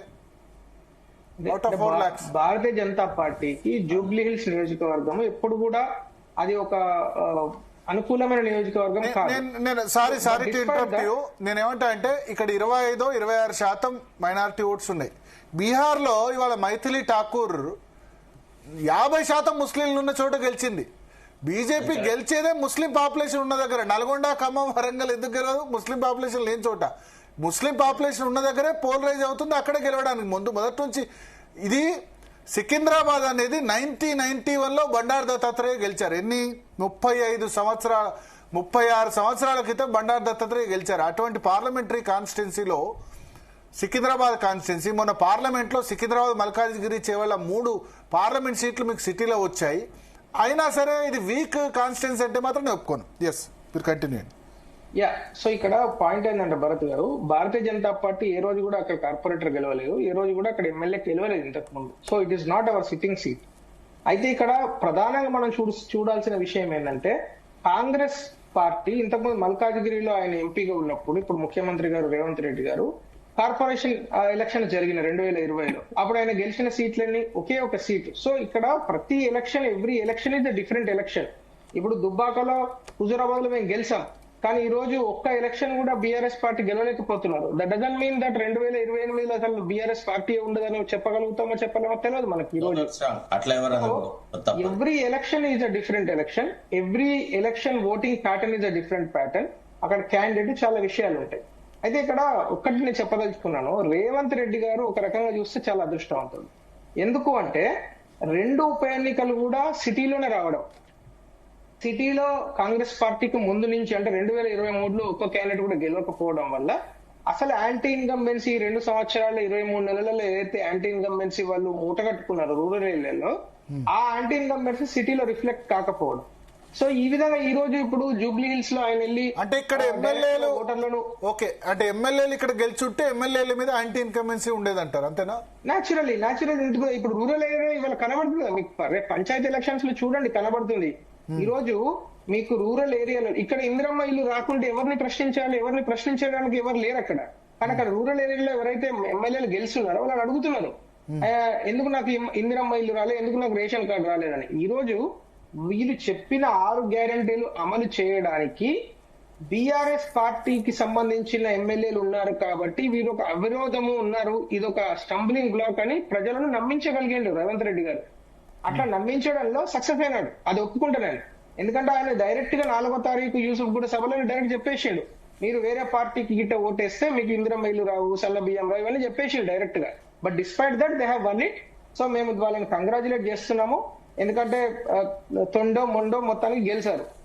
కానీ మేము వారిని రిక్వెస్ట్ చేసేది ఏంటంటే, దయచేసి మీరు ఏదైతే వాగ్దానాలు చేశారో, దయచేసి మీరు ఏదైతే మొన్న ఎన్నికలలో శంకుస్థాపన శిలాఫలకాలు ప్రతి సందులో ఒకటి కట్టించారో అవన్నీ పనులు చేయండి. మీకు ఇంకా 3 సంవత్సరాలు ఉంది. 3 సంవత్సరాలు మీ ముఖ్యమంత్రి గారు కాంగ్రెస్ పార్టీ ముఖ్యమంత్రి ఉంటాడు, రేవంత్ రెడ్డి గారు ఉంటారు, ఎవరు ఉంటారో తెలియదు, కానీ మొత్తం కాంగ్రెస్ పార్టీ అమర్నాథ్ గారు, బీజేపీ ఎందుకు హైదరాబాద్ లో 3వ పార్టీగానే మిగిలిపోతుంది? ఈ రిజల్ట్ చూస్తే అలా అనిపిస్తోంది. మరి అంటే అభ్యర్థి క్యాంపెయిన్ ఎందుకు పూర్తిగా కనబడలేదు? లీడర్షిప్ లో గ్యాప్ కనిపిస్తోంది ఎందుకు? 3వ పార్టీ అంటే ఇప్పుడు అదే చెప్తున్నాను కదా, కంటోన్మెంట్ లో సెకండ్ వచ్చినాము, మరి అప్పుడు సెకండ్ పార్టీ అని మీరు డిఫైన్ చేస్తారు. మళ్ళీ ఇప్పుడు ఆ పార్లమెంట్ ఎన్నికలలో మేము నెంబర్ 1 సిటీలో, అప్పుడు ఫస్ట్ పార్టీ అని డిఫైన్ చేస్తారు. సో ఎవ్రీ 6 నెలలకు ఎలక్షన్ కు మారుతూనే ఉన్నది కదమ్మా. రేవంత్ రెడ్డి వేవ్ కు ఈసారి బీజేపీ కౌంటర్ ఇవ్వలేకపోయింది. ఎలక్షన్స్ లో మల్కాజ్గిరి, సికింద్రాబాద్, చేవెళ్ళ 3 గెలిచాము, అంటే ఇవర్ ద నెంబర్ 1 పార్టీ, రైట్. తర్వాత కంటోన్మెంట్ ఎలక్షన్స్ లో ఇవర్ సెకండ్ పొజిషన్. ఇప్పుడు ఈ ఎన్నికల్లో ఇట్లా జిహెచ్ఎంసీ ఎలక్షన్స్ లో వి గాట్ 48. అట్లా నేను అదే అంటున్నాను కదా, మల్కాజ్గిరిలో రేవంత్ రెడ్డి గారు ఎంపీ ఉన్నప్పుడు ఆయన ఒక్క సీటు సంపాదించలేకపోయిండు కార్పొరేషన్ లో. జిహెచ్ఎంసీలో ఎలక్షన్స్ దాదాపు 60 సెగ్మెంట్లు ఉంటాయి అక్కడ. మరి అట్లాంటప్పుడు రేవంత్ రెడ్డి గారు is failure man, failure politician అని డిఫైన్ చేస్తారు. 2 వచ్చినట్టున్నాయి, 48కి 2 వచ్చినట్టున్నాయి రేవంత్ రెడ్డికి, 48 కు 1 2 ఉప్పల్లో 1 వచ్చినట్టు. ఒకటేమో old city by election first గెలిచింది ఉప్పల్లో, 48లో 2 వచ్చాయి. మీరు అన్నది డిసప్పాయింటింగ్ రిజల్ట్ రేవంత్ రెడ్డి కూడా మల్కాజ్గిరి ఉంటుంది. నేను అనేది ఏంటంటే భరత్ గారు, అంటే ఇప్పుడు ఎవ్రీ ఎన్నికను మనం సెపరేట్ గా చూడాల్సిన అక్కర ఉన్నది. ఒక ఎన్నికలో గెలిచింది కాబట్టి ఒక ఎన్నికలో ఓడిపోతుంది, లేకుంటే ఖచ్చితంగా గెలుస్తుందని చెప్పడానికి లేదు. అయితే ఇక్కడ నేను వారికి రిక్వెస్ట్ చేసేది ఏంటంటే, మీరు వాగ్దానాలను చేయండి దయచేసి. మొన్న జూబ్లీ ఎందుకంటే ఇక్కడ ఏంటంటే ఓడిపోవడం అమర్నాథ్ గారు ఓడిపోతే తప్పు కాదు, ఇక్కడ ఓడిపోయిన విధానం ఇప్పుడు నాగార్జున సాగర్ లో మీకు లేదు, జానారెడ్డి మీద మీకు సంస్థాగత నిర్మాణం లేదు నాగార్జున సాగర్ లో. అక్కడ 8-9 అక్కడ ఎన్ని ఓట్లు వచ్చాయి, ఇక్కడ అన్ని ఓట్లు వస్తే సిటీలో యాక్సెప్టబుల్ కాదు కదా. కార్యకర్తలు వాళ్ళు ఇంత కోర్ కేంద్ర మంత్రి ప్రాతినిధ్యం వహిస్తున్నారు, సికింద్రాబాద్ పార్లమెంట్ కిందకి వస్తుంది కదా. నేను కూడా కార్యకర్తనే భరత్ గారు, నేనేం చంద్రమండలంలో లేను కదా. మీరు స్పోక్స్ పర్సన్, మీకంటే చిన్న స్థాయి వాళ్ళు కార్యకర్త డిసప్పాయింట్ గారా? చూడండి సోషల్ మీడియా చూడండి, కార్యకర్తలు మీరు స్పోక్స్ పర్సన్, బట్ మీకంటే కష్టపడి ఎవరైతే అనుకుంటారో భారతీయ జనతా పార్టీ అధికారంలోకి రావాలని అనుకుంటారో, 8 మంది ఎంపీలు గెలిచిన తర్వాత ఇక మనదే అని అనుకున్నారో వాళ్ళందరినీ లెట్ డౌన్ చేసినట్టు కదా పార్టీ లీడర్స్ అందరూ కలిసి. భరత్ గారు, ఈ రోజు రిజల్ట్ ను ఖచ్చితంగా సమీక్షించుకోవాల్సిన అక్కర ఉన్నది, సమీక్షించుకుంటాం. భారతీయ జనతా పార్టీ ఏ రిజల్ట్ ను కూడా నాన్ సీరియస్ గా తీసుకోదు, ఏ రిజల్ట్ ను కూడా లైట్ గా తీసుకోదు. అది నాగార్జున సాగర్ ఎన్నికల రిజల్ట్ అయినా, హుజూర్ నగర్ ఎన్నికల రిజల్ట్ అయినా, ఈవెన్ భద్రాచలంలో ఉన్న ఒక ఎంపీటీసీ రిజల్ట్ అయినా సరే చాలా సీరియస్ గా తీసుకుంటుంది, సమీక్షించుకుంటుంది. 2 సీట్ల నుంచి 300 సీట్లకు ఎదిగిన పార్టీ భరత్ గారు. ఇదేమి ఉట్టుట్టుగానే చేసే పార్టీ కాదు. ఈ రోజు బీహార్ లో లాస్ట్ ఎలక్షన్స్ కన్నా 20 సంవత్సరాల తర్వాత కూడా మేము 200 సీట్లు ఎన్డీఏ గెలిచిందంటే ఉట్టుట్టుగానే గెలరు కదా. సో 100% సమీక్షించుకోవాల్సిన అక్కడనే ఇంట్రాస్పెక్ట్ చేసుకోవాలి. ఎక్కడ పొరపాట్లు జరిగినాయి, ఎక్కడ స్ట్రెంగ్తన్ కావాలి, ఎక్కడ మన నెరేటివ్ దెబ్బతిన్నది, ఎందుకు 2 ప్రధాన పార్టీలు బైపోలార్ ఫైట్ లో మనం 3rd పొజిషన్ లో చాలా దూరంగా ఎందుకు నిలబడాల్సి వచ్చింది అనేది 100% we have to introspect and we will definitely do it. Revanth Reddy వాళ్ళు 2 ఆరోపణలు చేశారు. ఒకటి బీఆర్ఎస్ తో కుమ్మక్కయినారు, రెండోది కేంద్రంలో ప్రాజెక్టులకి కిషన్ రెడ్డి అడ్డుపడుతున్నారు. ఇప్పుడు సుందరీకరణ అయినా మెట్రో అయినా ఆయన అడ్డుపడుతున్నారు అంటారు.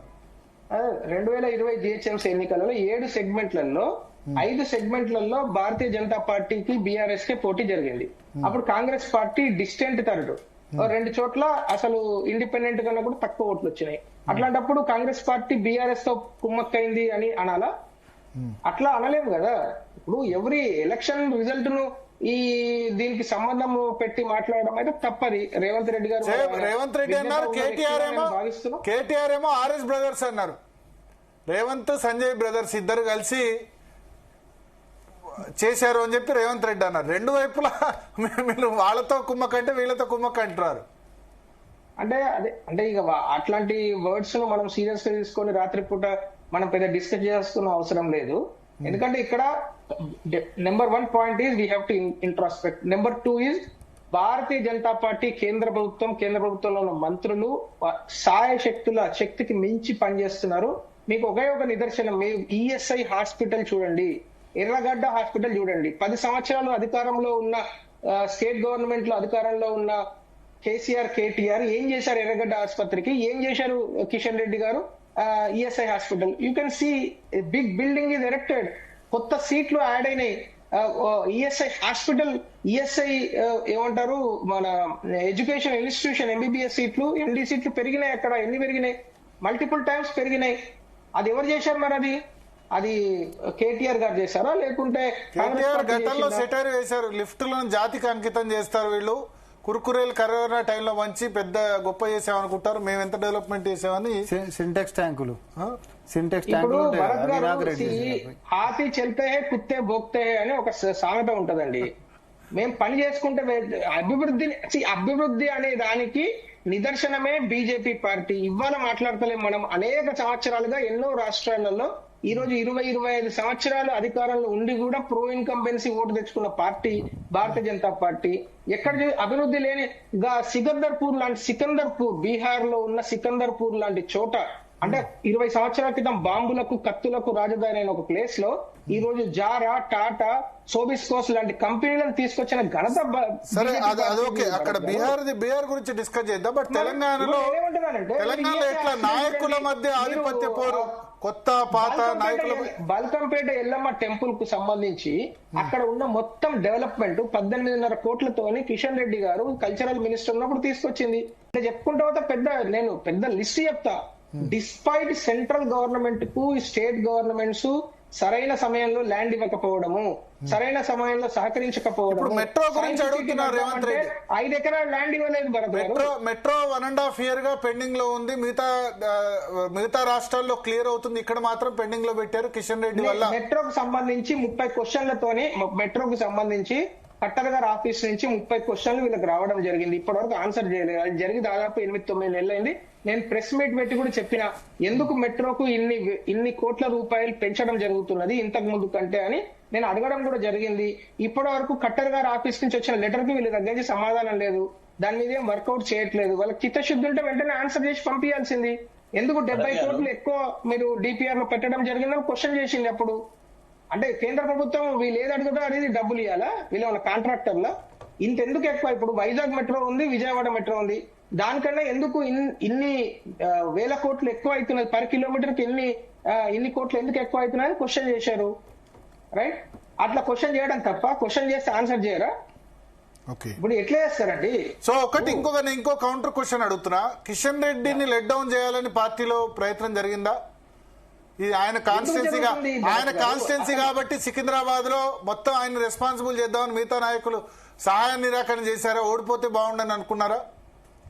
అట్లా ఎందుకు అనుకుంటారు? భారతీయ జనతా పార్టీలో నాకు ఒక అనిపించింది చిన్న అట్లా. కార్యకర్తల నుంచి పై స్థాయి నాయకుల వరకు అందరు కలిసే పనిచేస్తారు. ఎక్కడ కూడా అలాంటి డిఫరెన్సెస్ ఉండవు. అట్లా డిఫరెన్సెస్ ఉండే పార్టీ భారతీయ జనతా పార్టీ కాదు. అట్లా ఎవరైనా అట్లా అనుకుంటే వాడు భారతీయ జనతా పార్టీ కార్యకర్త కాదు. అట్లా ఎవరైనా అనుకుంటే అలాంటి భ్రమలలో ఉంటే they cannot be termed as కార్యకర్తస్, రైట్? వాళ్ళు పార్టీకి రాంగ్ ఫీడ్బ్యాక్ ఇస్తున్నట్టు ఎట్లా అయితే చెప్పండి. ఇప్పుడు నేను ఒక ఎగ్జాంపుల్ చెప్తా. సంజయ్ గారు ప్రెసిడెంట్ గా ఉన్నప్పుడు జిహెచ్ఎంసీ ఎన్నికలు జరిగినాయి. జిహెచ్ఎంసీలో అత్యధికంగా గెలిచింది ఎవరు? పార్లమెంట్ పరిధిలో గెలిచామండి. సికింద్రాబాద్ పార్లమెంట్ పరిధిలో 18 సీట్లు గెలిచాము కదా. మరి అది సంజయ్ గారు, కిషన్ రెడ్డి గారు అట్లా చూసుకుంటూ పనిచేశారా, లేకుంటే ఎస్ భారతీయ జనతా పార్టీ గెలవాలని పనిచేశారా? అంటే అమర్నాథ్ గారు కానీ ఆ సమయంలో మల్కాజ్గిరి పార్లమెంట్ లో అనుకుంటే ఎక్కువ వచ్చింది. 48లో 48 సీట్స్ లో మల్కాజ్గిరి పార్లమెంట్ లో ఎక్కువ వచ్చింది. LB Nagar division out of 11లో 10 వచ్చి ఎల్బీ నగర్ మల్కాజ్గిరి పార్లమెంట్ లో ఎక్కువ వచ్చింది. ఎవరు రిప్రజెంటేటివ్ టోటల్ లో మల్కాజ్గిరి ఎక్కువ వచ్చినాయి. నేను అనేదంటే 40 సెగ్మెంట్లలో, అంటే సికింద్రాబాద్ లో 40 సెగ్మెంట్స్ ఉంటాయి. 40 సెగ్మెంట్స్ లో 18 సెగ్మెంట్ గెలవడం జరిగింది అంటున్నాను.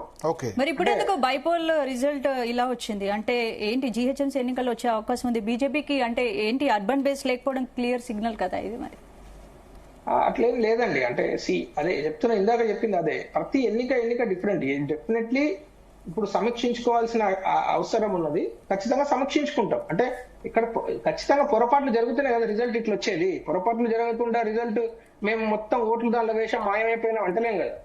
ఖచ్చితంగా ఎక్కడో చిన్న చిన్న పొరపాట్లు, గ్యాప్స్ వచ్చి ఉంటాయి. ఆ గ్యాప్స్ ను సరి చేసుకోవడానికి we are ready. Bharatiya Janata Party always accept the results. అందు గురించే కదా ఇంప్రూవ్ అయ్యేది. ఇక్కడ మనం చూడాల్సింది ఏంటంటే, ఎప్పుడైనా సరే భారతీయ జనతా పార్టీ ఒక చోట గెలుస్తున్నది అంటే దానికి ఏకైక నిదర్శనం ఏంటంటే అభివృద్ధిని పట్టుకొనే భారతీయ జనతా పార్టీ గెలుస్తుంది. ఈ రోజు బీహార్ లో గెలిచినా, లేకుండా గుజరాత్ లో గెలిచినా, హర్యానాలో గెలిచినా, ఇంకెక్కడ గెలిచినా. సో ఒక్కసారి తెలంగాణలో డబుల్ ఇంజన్ సర్కార్ రేపు 2028 లో ఫామ్ అయిన తర్వాత తెలంగాణలో కూడా అధికారంలోకి రావడం అనేది ఒక అలవాటుగా మారిపోతుంది. ఎందుకంటే ఇక్కడ భారతీయ జనతా పార్టీ అధికారంలో ఉంటే ఏ విధంగా ఉంటుంది గవర్నమెంట్ అనేది చూడలేదు. డబుల్ ఇంజిన్ సర్కార్ అనేది చూడలేదు. సో చూడడానికి ఒక ప్రయత్నంగా మేము చేస్తున్నాము. డెఫినెట్లీ 2028 కు చాలా సీరియస్ ప్లానింగ్ లోనే బీజేపీ ముందుకెళ్తుంది. ఓకే, శరత్ గారు ఏదో చెప్పాలనుకుంటారు సార్. ఇప్పుడు విషయం ఏంటంటే, భారతీయ జనతా పార్టీకి జరిగేటువంటి ఈ పరాభవానికి కొన్ని ఇంపార్టెంట్ ఫ్యాక్టర్స్ ఉన్నాయి సార్. ఒకటేంటంటే, వాళ్ళు సెంట్రల్ నుంచి వచ్చేటువంటి నిధుల విషయంలో, అంటే స్టేట్ స్పాన్సర్, ఇప్పుడు అంటే ఇద్దరు కలిసి చేసేటువంటి కొన్ని ప్రోగ్రాంలు ఉన్నాయి. అంటే సెంట్రల్లీ స్పాన్సర్డ్ ప్రోగ్రామ్స్ ఉన్నాయి కదా. అక్కడ ముఖ్యంగా అంటే మనం కనుక అంటే ఇంపార్షియల్ గా చూస్తే స్టేట్ కాంట్రిబ్యూషన్ ఎప్పుడు కూడా it is not fourth coming. That is one point. రెండోది, సోషల్ మీడియా కాన్సెప్ట్ లో కూడా వీళ్ళు చాలా వెనుకబడి ఉన్నారు. అంటే ఇన్ సెన్స్ భారతీయ జనతా పార్టీకి నేషన్ వైడ్ గా ఏదైతే సోషల్ మీడియా నెట్వర్క్ ఉందో అంత లేదు. మూడోది, చాలా ప్రస్ఫుటంగా రేవంత్ రెడ్డి సక్సీడ్ అయినాడు. ఏమని అంటే, ఇద్దరు కేంద్ర మంత్రులు ఉన్న హైదరాబాద్ లో కూడా పర్సెప్టబుల్ ప్రోగ్రెస్ కి వీళ్ళు కారణాభూతం అవ్వట్లేదు. వీళ్ళు ఏ ప్రాజెక్ట్స్ తీసుకురావట్లేదని పక్కకున్న ఆంధ్రాతో పోల్చి చూసుకోవడము. ఆంధ్ర వాళ్ళు ఎక్కువగా ఇప్పుడు ఇటీవల ఏదైతే నిధుల వరద ఆంధ్రాకు వస్తుందో అంత నిధుల వరద తెలంగాణకు రాకలేకపోవడం అనేది కూడా ఒక రకంగా మనకు అసంతృప్తికి కారణమైంది. రెండోది ఏంటంటే, వీళ్ళ లీడర్లలో అనైక్యత ఉంది అనేది వాళ్ళ గ్రాస్ రూట్ లెవెల్ వర్కర్స్ వరకు పోయింది. ఇప్పుడు అప్పుడప్పుడు రఘునందన్ రావు గారు, తర్వాత బండి సంజయ్, ఈటల రాజేందర్, ఇట్లా వీళ్ళ కొంత ఎసైడ్స్ వీళ్ళు చాటుకు మాట్లాడినా బహిర్గతంగా సోషల్ మీడియాలో రావడం, ఒకళ్ళు చూసుకోరనడము. తర్వాత రెండోది, ఆ క్యాండిడేట్ సెలక్షన్ కూడా చాలా లేట్ గా చేసినారు, చాలా లేట్ ఎంట్రెంట్. ఇప్పుడు ఉన్న ప్రజెంట్ పొలిటికల్ ట్రెండ్ లో వాళ్ళు ఒక అగ్రకులాలకు కాకుండా ఎవరైనా ఒక బీసీకి ఇచ్చి ఉంటే కొంత డిఫరెన్స్ అనేది ఉండేది.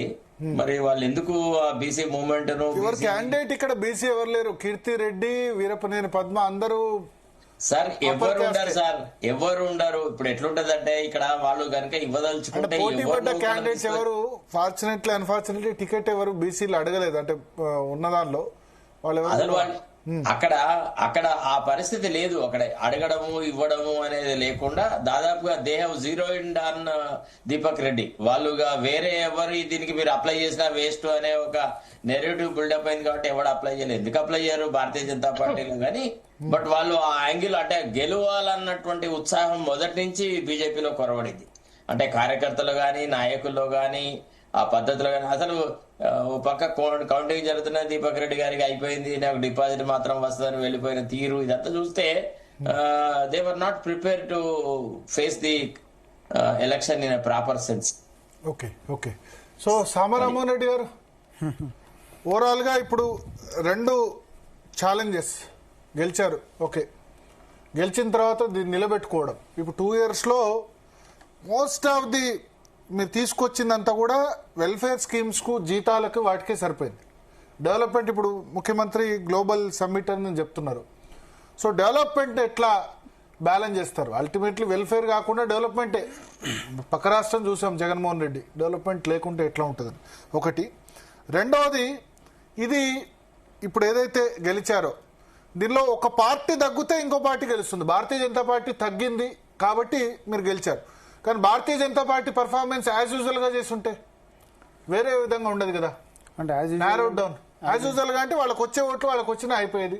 అంటే రాలేవంటే ఎందుకు రాలేవు? 64,000 ఓట్లు వచ్చాయి. అది ఎందుకు రాలేవు బీజేపీకి? మీతో కొల్లుడని వాళ్ళు అంటారు, వాళ్ళతో కొల్లుడని మీతో. మొత్తం మీద బీజేపీ పర్ఫార్మెన్స్ కాలేదు. సో తెలంగాణలో సార్ ఎప్పుడైనా ఒక ట్రెండ్ ఏం నడుస్తుంది అంటే, ఇద్దరి మధ్యలో పోటీ నడుస్తుంది అని అంటే 3rd person నాకౌట్ అంతే. ఇక మీరు ఏ ఉప ఎన్నికనైనా తీసుకోండి, మీరు మునుగోడు తీసుకోండి, హుజూరాబాద్ తీసుకోండి, నార్జన్ సార్ తీసుకోండి, ఏదన్నా. అదే మునుగోడు కాడికి పోతే బీజేపీకి బీఆర్ఎస్ కి పోటీ జరిగింది. అదే హుజూరాబాద్ పోతే బీజేపీకి బీఆర్ఎస్ కి పోటీ జరిగింది. కాంగ్రెస్ పార్టీకి ఆయల డిపాజిట్లు రాలే. మరి మేము అంటున్నాం తెలంగాణ ప్యాటర్నే అట్లుంటది. తెలంగాణ ప్యాటర్న్ ఇద్దరి మధ్యలో యుద్ధం జరుగుతుంది అని అంటే ఇక 3rd person నాకౌట్. ఇక వీళ్ళక అనేటటువంటి రసవత్తరమైన మ్యాచ్ నడుస్తూ ఉంటది. సో ఈ 3rd నాకౌట్ అయిపోయిన తర్వాత వీళ్ళు ఎవరికి ఎక్కువ మద్దతుదారులు అని అంటే సహజంగానే బీజేపీ ఓట్లు ఎప్పుడు కూడా బీఆర్ఎస్ కి మలుతున్నటువంటి ప్రక్రియనే మనకు అనిపిస్తుంది. ఉదాహరణకే నేను చెప్తున్నా, 80 లక్షల ఓట్లు బీఆర్ఎస్ పార్టీకి అసెంబ్లీలో వచ్చినాయి. వచ్చినప్పుడు పార్లమెంట్కి వచ్చేసరికల్లా 30 లక్షల ఓట్లే వచ్చినాయి. 50 లక్షల ఓట్లు బీజేపీకి మళ్ళీ వాళ్ళకి 8 సీట్లు వచ్చేటటువంటి దానికి. అంటే ఓటింగ్ ప్యాటర్న్ అనేటటువంటిది ఖచ్చితంగా బీజేపీకి మలుతున్నటువంటిది. అది మీరు ఎక్కడైనా తీసుకోండి, ఆదిలాబాద్ నుంచి తీసుకుంటే ఈడ సికింద్రాబాద్ దాకైనా కూడా ఓటింగ్ ప్యాటర్న్ ఎప్పుడైనా బీఆర్ఎస్ పార్టీకి వచ్చినటువంటి ఓట్లు అమాంతంగా తగ్గినాయంటే బీజేపీ ప్యాటర్న్ ఎప్పుడైనా తగ్గిపోయింది తప్ప మైనారిటీ ఓట్లు కాంగ్రెస్ కూడా షిఫ్ట్ అయినాయి కదా. ఎక్కడైనా నేను ఏమంటున్నా, పార్లమెంట్ లో మైనారిటీ ఓట్లు షిఫ్ట్ అయినాయా? మా కాంపిటేటివ్ స్పిరిట్ తోటి మెజారిటీ ఓట్లు కూడా మాకు వచ్చినాయి కాబట్టి ఆ శాతం వచ్చింది. టోటల్ తెలంగాణ మైనారిటీ ఓట్లు ఎంత? అంతెందుకు ఇప్పుడు జూబ్లీస్ టోటల్ ఇప్పుడు మన జూబ్లీసే మనం మాట్లాడుకుందాం. ఓన్లీ మైనారిటీలు మెజారిటీ అని గిట్ట మనం మాట్లాడుకుంటే మన మెజారిటీ ఓట్లు బీజేపీకి ఎందుకు రాలే? కాంగ్రెస్ కి ఎందుకు వచ్చినాయి? అఖండ మెజారిటీ, ఆ మెజారిటీ పీపుల్ కూడా మాయంబడి ఎందుకు నిలబడ్డారు? సార్ ఎప్పుడైనా దీని ఒక పోలరైజేషన్ పాయింట్ ఆఫ్ వ్యూ కి ఎందుకంటే మనం రాజకీయం మాట్లాడుకోదలుచుకుంటే, అంటే జనాలను హిందువులు, ముస్లింలు, సిక్కులు, ఇంకోలని మాట్లాడుకుంటే అది ఎప్పుడు ఒక లెక్క ఉంటుంది. అందుకనే మేము ఒకటే మాట మాట్లాడినాం, డెవలప్మెంట్ సెంటిమెంట్ అని మాట్లాడాం. అదే నేనేమంటున్నాం, రేమత్ నగర్ లో కాదు అసలు. ఫస్ట్ ఆఫ్ ఆల్ మాకు ఎర్రగడ్డ ఆ ప్రాంతాలలో మేము ఏమంటారు ట్రయల్ లోనే ఉంటాం ఖచ్చితంగా అని చాలా మంది చెప్పారు. షేక్పేట్ లో కూడా ట్రయల్ లోనే ఉంటామని అనుకోరు. షేక్పేట్ లో కూడా పోలరైజేషన్ 2,000 చిల్లర వచ్చింది. సో అక్కడ కూడా ఏమైంది అని అంటే చాలా వరకు ఉంటున్నటువంటి మైనార్టీలు మొత్తం కూడా వన్ సైడ్ పడతాయి, లేకపోతే ఇవన్నీ ఫుల్ మెజారిటీ అక్కడ వస్తుంది అని ఇచ్చిన వాళ్ళు కూడా ఉన్నారు. మరి ఏవి? సో నేను అందుకనే ఉండంట మనం ఈడ ఉండి మనం మాట్లాడుకోవడమేమో కానీ అక్కడ స్థానిక ఉంటున్నటువంటి సమస్యలు, ఆ సమస్యలకు కావాల్సినటువంటి పరిష్కారాలు, జనాలకి వాళ్ళు తినేటటువంటి తిండి, పిల్లల చదువులు, అయ్యేటటువంటి ఖర్చులు, ధరలు తగ్గించేటటువంటి సర్కారు ఉంటుందా, ధరలు పెంచేటటువంటి సర్కారు ఉంటుందా, కొలువులు ఇచ్చేటోడు ఉంటాడా, ఇయ్యనోడు ఉంటాడా, సంసారాలు ఎట్లా నిలబెట్టుకోవాలని చూసేటోడు ఉంటాడు తప్ప సమాజంలో ఆడు హిందూ నేను ముస్లిం కాబట్టి వాడు అక్కడనే వేస్తారు మనం ఇక్కడనే వేస్తాం. అన్ని డివిజన్లలో లీడ్ సాధించారా? అతని గ్రౌండ్ కనెక్ట్ వల్ల గెలిచారా? పర్సనల్ ఇమేజ్ వల్ల గెలిచాడా? కాంగ్రెస్ ప్రభుత్వం మీద ఉన్న నమ్మకంతోనా లేదా శరద్ గారు అన్నట్టు మజ్లిస్ సపోర్ట్ తోనా? ఇప్పుడు నేను ఒకటే అంటున్నా, బీజేపీ ఎందుకు ఓడిపోయింది అని అంటే ఏం కారణాలు చెప్తారు? కాంగ్రెస్ ఎందుకు గెలిచింది అని అంటే సంఘటితంగానే మేము కొట్లాడినామని చెప్తా. అభ్యర్థి మంచోడు కాబట్టి బీజేపీ బీఆర్ఎస్ రౌడీ షీటర్లను మా మీద ఎన్నిసార్లు ముద్రలు వేసినప్పుడు కూడా ప్రజలు విశ్వసించలేదు. ఎందుకంటే అట్లాంటి క్రెడిబిలిటీ ఉంటున్నటువంటి నాయకుడి మీద బురద చల్దాము అని అనుకుంటే జనాలు దాన్ని మెచ్చలేదు. సో మీరు బూటకప్పు ప్రచారాలు ఎన్ని చేసినా, బట్టగాల్చి మీద ఎన్ని ప్రచారాలు మా మీద మోపినా, లేకపోతే రేవంత్ రెడ్డి గారు సంక్షేమాలే వస్తలేవని చెప్పినా, కాంగ్రెస్ పార్టీలో సఖ్యతనే లేదని చెప్పినా, ముఖ్యమంత్రి గారి పీఠమే కదిలిపోతుంది అనేటటువంటి ప్రచారాలు చేసినా, ఎన్ని చేసినా జనాలకి వాస్తవాలు, ఇంటికి అందుతున్నటువంటి సంక్షేమాలు తెలుసు, కాలనీల పరిష్కారమైనటువంటి సమస్యలవి అంశాలు తెలుసు. రాష్ట్రం ప్రగతి పదంలో ఎట్లా పోతుంది అని అంటే ఒక విజన్ డాక్యుమెంట్ పెట్టుకొని మనం ముందుకు ఎట్లా పోతున్నాం కూడా చెప్పగలిగినాం. కాబట్టి సంఘటితమై లాస్ట్ 1 వీక్ మరీ ముఖ్యంగా కాంగ్రెస్ పార్టీ శ్రేణులు క్షేత్రస్థాయి నుంచి ఉన్నత స్థాయి దాకా కూడా మేము సమిష్టిగా పనిచేసినాం కాబట్టి మేము బయటపడ్డాం. నేను ఇంకోటి అంటున్నా, మీరు నా ఈ టోటల్ డిబేట్ చేస్తే మేము గెలిచినవిగా మాకు తిరిగే ఉండదు. ఇక మమ్మల్ని బీజేపీ బీఆర్ఎస్లు ఏం చేస్తే అహంకారంతో మేము మాట్లాడతలేం బీఆర్ఎస్ లెక్క.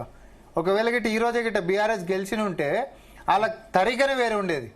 వాళ్ళ భాష శైలి కానీ, వాళ్ళ బాడీ లాంగ్వేజ్ కానీ అసలు ఇక ప్రపంచాన్ని గెలిచేసినట్టు భరత్ గారు ఎవరు, రామ్మోహన్ రెడ్డి గారు ఎవరు, బాలరాజు అని అప్పుడే ఉండకపోవు. ఇక మేమేమంటున్నాం, మనం జనాలు నమ్మకం ఆయన మనసులో మాటలన్నీ మా సామ బయటికి చెప్తుండ అనుకుంటున్నా. సో ఇప్పుడు గ్రౌండ్ లో ఉండి బాలా యాదవ్ గారు కేసీఆర్ బొమ్మ పెట్టుకున్నారు. బట్ ఒకటి ఇవాళ రేవంత్ రెడ్డి 2 కామెంట్ చేశారు. ఆయన ఓటే అడగలేదు, ఆరోగ్యం లేదు, ఆయన మళ్ళీ యాక్టివ్ పాలిటిక్స్కి వస్తే ఆయన మీద విమర్శ చేస్తా అని చెప్పారు. ఒకటి కేసీఆర్ అసలు అప్పీల్ ఎందుకు వేయలేదు, నాకు ఓటేయమని కూడా ఎందుకు అడగలేదు, కనీసం ఒక మెసేజ్ కూడా కేసీఆర్ నుంచి ఎందుకు రాలేదు, సునీతకు వీడియో మెసేజో లేకపోతే నార్మల్ గా పత్రికా ప్రకటన కూడా ఎందుకు రాలేదు, ఎటు గెలుస్తలేదని. భరత్ గారు, కేసీఆర్ గారు సంబంధించి మా జాతీయ అధ్యక్షుడిగా మా పార్టీ సంబంధించినటువంటి జాతీయ కానీ ఇప్పుడు భరత్ గారు ఆగండి సార్. అయ్యో భరత్ గారు మమ్మల్ని నిజం చెప్పలేదు సార్. జాతీయ అధ్యక్షుడు బీఆర్ఎస్ వేరే చోట ఎక్కడ ఉంది?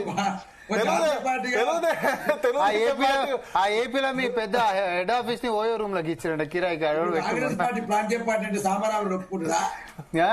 సరే, ఇక వాళ్ళు జాతీయ అంటే వాళ్ళు 3 రాష్ట్రాల్లో అధికారులు ఉన్నారు, చిన్న సైజు ఉన్నారు. బీహార్ లో మొత్తం మీకేది, మొత్తం మీ 25 రాష్ట్రాలు ఏముందో జాతీయ అధ్యక్షుడు అంటే అయిపోయింది కదా, బీఆర్ఎస్ అయిపోయింది కదా. అట్లా మా వర్షం చెప్పనండి, మా సుప్రీం నిరంతరం మాకు ఆదేశాలు చేసి దారి చేసినారు. ఇలా కేటీఆర్ గారు ప్రచారంలో ఉన్నా, హరీష్ రావు గారి ప్రచారం ఉన్నా, మా పార్టీ నాయకత్వం ప్రచారంలో ఉన్నా ఎప్పటికీ దాన్ని మానిటరింగ్ చేసుకుంటూ ఎట్లా పోవాలి, ఎట్లా ఎలక్షన్ ప్రచారం చేయాలని ఆలోచన డెఫినెట్ గా కేసీఆర్ గారు చూసాను లేకుండా మేమెందుకు గదిలాం అనుకుంటున్నారు అనేది మొదటి పాయింట్. 2వ పాయింట్ ఏమంటే సార్, ఇలా కేసీఆర్ గారు సంబంధించి డెఫినెట్ గా మాగంటి సునీత గారు గెలుస్తారనే అభిప్రాయాన్ని మొదటి నుంచి కూడా 8వ తారీఖు 9వ తారీఖు వరకు కూడా మేమే ఉన్నాం సార్. 8వ తారీఖు వరకు 9వ తారీఖు వరకు డెఫినెట్ గా జూబ్లీ హిల్స్ లో గులాబీ జెండా వైపే ప్రజలు ఉన్నారు. 9, 10, 11వ తారీఖులో ఏం జరిగింది, పోల్ మేనేజ్మెంట్ లో ఎందుకు వైఫల్యం చెందారు? ఇప్పుడు శరత్ గారు లాంటి మనిషి చెప్పాలి. ఎందుకంటే మేము మాట్లాడుకుంటే రామరామరెడ్డి మాట్లాడితే ఆయన రాజకీయాలే మాట్లాడుతారంటారు, దూదిమెట్ట పాలేదో మాట్లాడితే మీరు రాజకీయాలే మాట్లాడుతారంటారు. ఏమన్నట్టు సార్, ఇప్పుడు కొన్ని చోట్లలో మీరు అంత ఈజీగా మేమేమి ఎలక్షన్ సంబంధించి ఊరికే వదిలేయలే. పోయినసారి మాగంటి గోపీనాథ్ గారికి 80,000 ఓట్లు వచ్చినాయి, ఈసారి 74,000 ఓట్లు వచ్చినాయి, అంటే 6,000 ఓట్లు తగ్గినాయి మాకు పోయినసారికి ఇప్పటికి. అదేవిధంగా ఎంఐఎం మాతోటి ఉంది, 2023లో ఎంఐఎం మాతోటి ఉంది, ఇప్పుడు ఎంఐఎం మాతోటి లేదు. ఎంఐఎం ఓట్ బ్యాంక్ 7% అనుకున్నా కూడా సుమారు ఒక 1,00,000 ఓట్లు, జూబ్లీస్ వరకు చూసుకుంటే 1,30,000 ఓట్లు, 1,20,000 ఓట్లు. మరి మీరు చూడండి, ఎంత 40% ఓట్లైనా సుమారు 50,000 ఓట్లు. 50,000లో మాకు మైనార్టీ ఓట్ బ్యాంక్ ఎక్కువ పడుతుంది అనుకుని వాస్తవం. భరత్ గారు 9వ తారీఖు వరకు ఎంఐఎం ను నమ్ముకొని మీరు మైనారిటీలో క్యాడర్ బిల్డప్ చేయడం పోవడం వల్ల షేక్పేటలో మీకు ఏజెంట్ కూడా పెట్టుకోలేని పరిస్థితి. బూత్ నెంబర్ చెప్తా 1, 2, 3, 68, 69, 70లో ఏజెంట్లు కూడా పెట్టుకోలేని పరిస్థితి. మంచి ఎంఐఎం ఇప్పుడు తన్నింది మిమ్మల్ని. ఫస్ట్ రౌండ్ మొత్తం షేక్పేట అయింది, మొత్తం వాళ్ళకి వచ్చిన మెజార్టీ 99, 47 46 ఫస్ట్ రౌండ్ లో షేక్పేట 46 మాత్రం వాళ్ళకి లీడ్. షేక్పేటలో మాకు బూతులు పెట్టకపోయినా, మీరు మైనార్టీ ఓట్లను తయారు చేయకపోయినా మాకు షేక్పేట సంబంధించి 47, 46 ఓట్లు మాత్రమే ఫస్ట్ రౌండ్. సెకండ్ రౌండ్ లో మెజార్టీ పెరిగింది కదా, మళ్ళీ సెకండ్ రౌండ్ లో 2009 సెకండ్ రౌండ్ లో 3,000, సెకండ్ రౌండ్ కూడా షేక్పేటే. 2900 వచ్చింది. సెకండ్ రౌండ్ కి వచ్చే వరకు వాళ్ళకు 2947 వచ్చింది. థర్డ్ రౌండ్ వస్తేనే 3011 వచ్చింది. ఫోర్త్ రౌండ్ వస్తేనే 3547 వచ్చింది. ఎందుకంటే నేను ఎలక్షన్ ఏజెంట్ గా వెళ్ళాను కాబట్టి. అదేవిధంగా సార్ నేను ఏమంటే కొన్ని ప్రాంతాల్లో బోరబండ ప్రాంతాలలో కొన్ని ప్రాంతాల్లో మేము లీడ్ ఇచ్చిన వాస్తవంగా బోరబండ ప్రాంతాల్లో ఎక్కడంటే ఎగ్జాక్ట్లీ ఎక్కడ మాకు కంచెల భూపాలరెడ్డి గారు అక్కడ బోరబండ ఒక్క చోటే 5,000 మెజార్టీ వస్తుందంటే చెప్పాల్సిన పాయింట్ ఏంటంటే మీరు నిజంగా ఒకవేళ అభివృద్ధి చేసి ఉంటే అభివృద్ధి గురించి మాట్లాడకుండా మీరు 10 సంవత్సరాలు అక్కడ అధికారంలో ఉండి కేటీఆర్ గారు అర్బన్ డెవలప్మెంట్ మినిస్టర్ ఉండి ఒకవేళ జూబ్లీ ప్రజలకు మంచి చేసి ఉంటే మరి ఈ రోజు పట్టం కట్టేటోళ్ళు మీకు. ఈ రోజు రేవంత్ రెడ్డి గారి మీద గొప్ప ప్రేమ లేదు ప్రజలకు, కానీ ఎవరేం చేయలేదు, సరే ఈయన ముఖ్యమంత్రి నుండి ఈయననే ఏదైనా చేస్తాడేమో అని ఏదో తొండం మొండో అని వేసిర్రు. కానీ మీరు నిజంగా చేసింటే మీకు ఖచ్చితంగా మీకు ఓట్లు వేసేటోళ్ళు కావచ్చు. భరత్ గారు చెప్పండి. ఇప్పుడు మధురా నగర్, ఎస్ఆర్టీ నగర్, భరత్ నగర్ సంబంధించినటువంటి ఏదైతే బోరాబండలో బీఆర్ఎస్ కు 1947 వస్తే ఓట్లు ఎన్ని బూతులలో 1, 2, 3, 4, 5, 6 బూతులలో వాళ్ళకు 1734. సరే, ఇప్పుడు ఎందుకంటే అన్ని డివిజన్లు నేను అనేది అన్ని డివిజన్ 13 ఓట్లు మేము లీడ్ ఉన్నాం. అన్ని డివిజన్లలో మెజార్టీ కాంగ్రెస్ కి వచ్చింది కదా, దాని గురించి చర్చించుకునే లాభం. ఏ డివిజన్ లో కూడా మెజార్టీ బీఆర్ఎస్ రాలే కదా, అన్ని డివిజన్ లో వచ్చింది 24,500. బట్ ఓవరాల్ గా ఇప్పుడు ఈ ఓటమి నుంచి ఎట్లా కోలుకుంటారు? అందరు ఏమంటారంటే పార్టీకి నేతలకి అహంకారం ఎక్కువ అని అంటారు, దానివల్ల ఈ సిచ్యువేషన్ అని. సార్ ఇప్పుడు ఓవర్ కాన్ఫిడెన్స్ ఒక్కొక్కరి చూసే విధానంలో ఒక్కొక్క తేడా ఉంటది. ఒకవేళ మీలా అటువంటి విధానమే ఉంటే డెఫినెట్ గా మార్చుకుంటాము. భరత్ గారి నుంచి అదే మాట, శరత్ గారు రామ్మోహన్ గారి జరిగే మాట వస్తే డెఫినెట్ గా బాలాజీ యాదవ్ నా తీరు మార్చుకుంటా. ఇప్పుడు బాలాజీ గారిని ఒక్కరని అనుకోండి, ఏదో కోపం మీద ఉండనుకుంటాం. అది నలుగురు కలిసి బాలరాజు యాదవ్ తీరు మార్చుకోవాలనుకున్నప్పుడు రేవంత్ రెడ్డి అన్నారు హరీష్ రావు అసూయ తగ్గించుకోవాలి, కేటీఆర్ అహంకారం తగ్గించుకోవాలని చెప్పారు రేవంత్ రెడ్డి వాళ్ళ. రేవంత్ రెడ్డి అంటే పట్టించుకోవాలి. రేవంత్ రెడ్డి ఎట్లాగా ముఖ్యమంత్రిగా ఫస్ట్ నుంచి అదే కేసీఆర్ గారి పట్ల ఏం మాట్లాడుతా ఉన్నారు, కేటీఆర్ గారి పట్ల ఏం మాట్లాడుతున్నారు, హరీష్ రావు గారి పట్ల ఏం మాట్లాడుతున్నారో మేము చూస్తూనే ఉన్నాం. కానీ ఇలా ప్రజలు ఒకవేళ మీకు అట్లా ఉందనుకో డెఫినెట్ గా మార్చుకుంటాం, తప్పే ఉంటదని డెఫినెట్ గా మార్చుకుంటాం. ముఖ్యమంత్రి గారు దాంట్లో బాలరాజన్ ఒక్క సెకండ్. ఈ రోజు ముఖ్యమంత్రి గారిని ఒక పత్రికే మిత్రుడు అడిగినప్పుడు కేసీఆర్ గారు ఒక్కటి కూడా రాలేదు, ప్రచారం రాలేదు అన్నప్పుడు ఆయన క్రియాశీలక రాజకీయాల్లో ఇప్పుడు లేడు, ఆయన ఆరోగ్యం కూడా కొంచెం బాగాలేదు, కాబట్టి నేను ఆయన మీద ఎట్లాంటి కమెంట్ చేయాలని చెప్పి ఒక హుందాతనంతో మాట్లాడాడు. ఇప్పుడు మేము పట్టించుకోం మీ మాట శైలి ఇంకా కూడా మారకపోతే అది మీ ఇష్టం. కేటీఆర్ గారు మీలాంటి వాళ్ళ ఇంటర్వ్యూలలో ఏమని మాట్లాడాడు?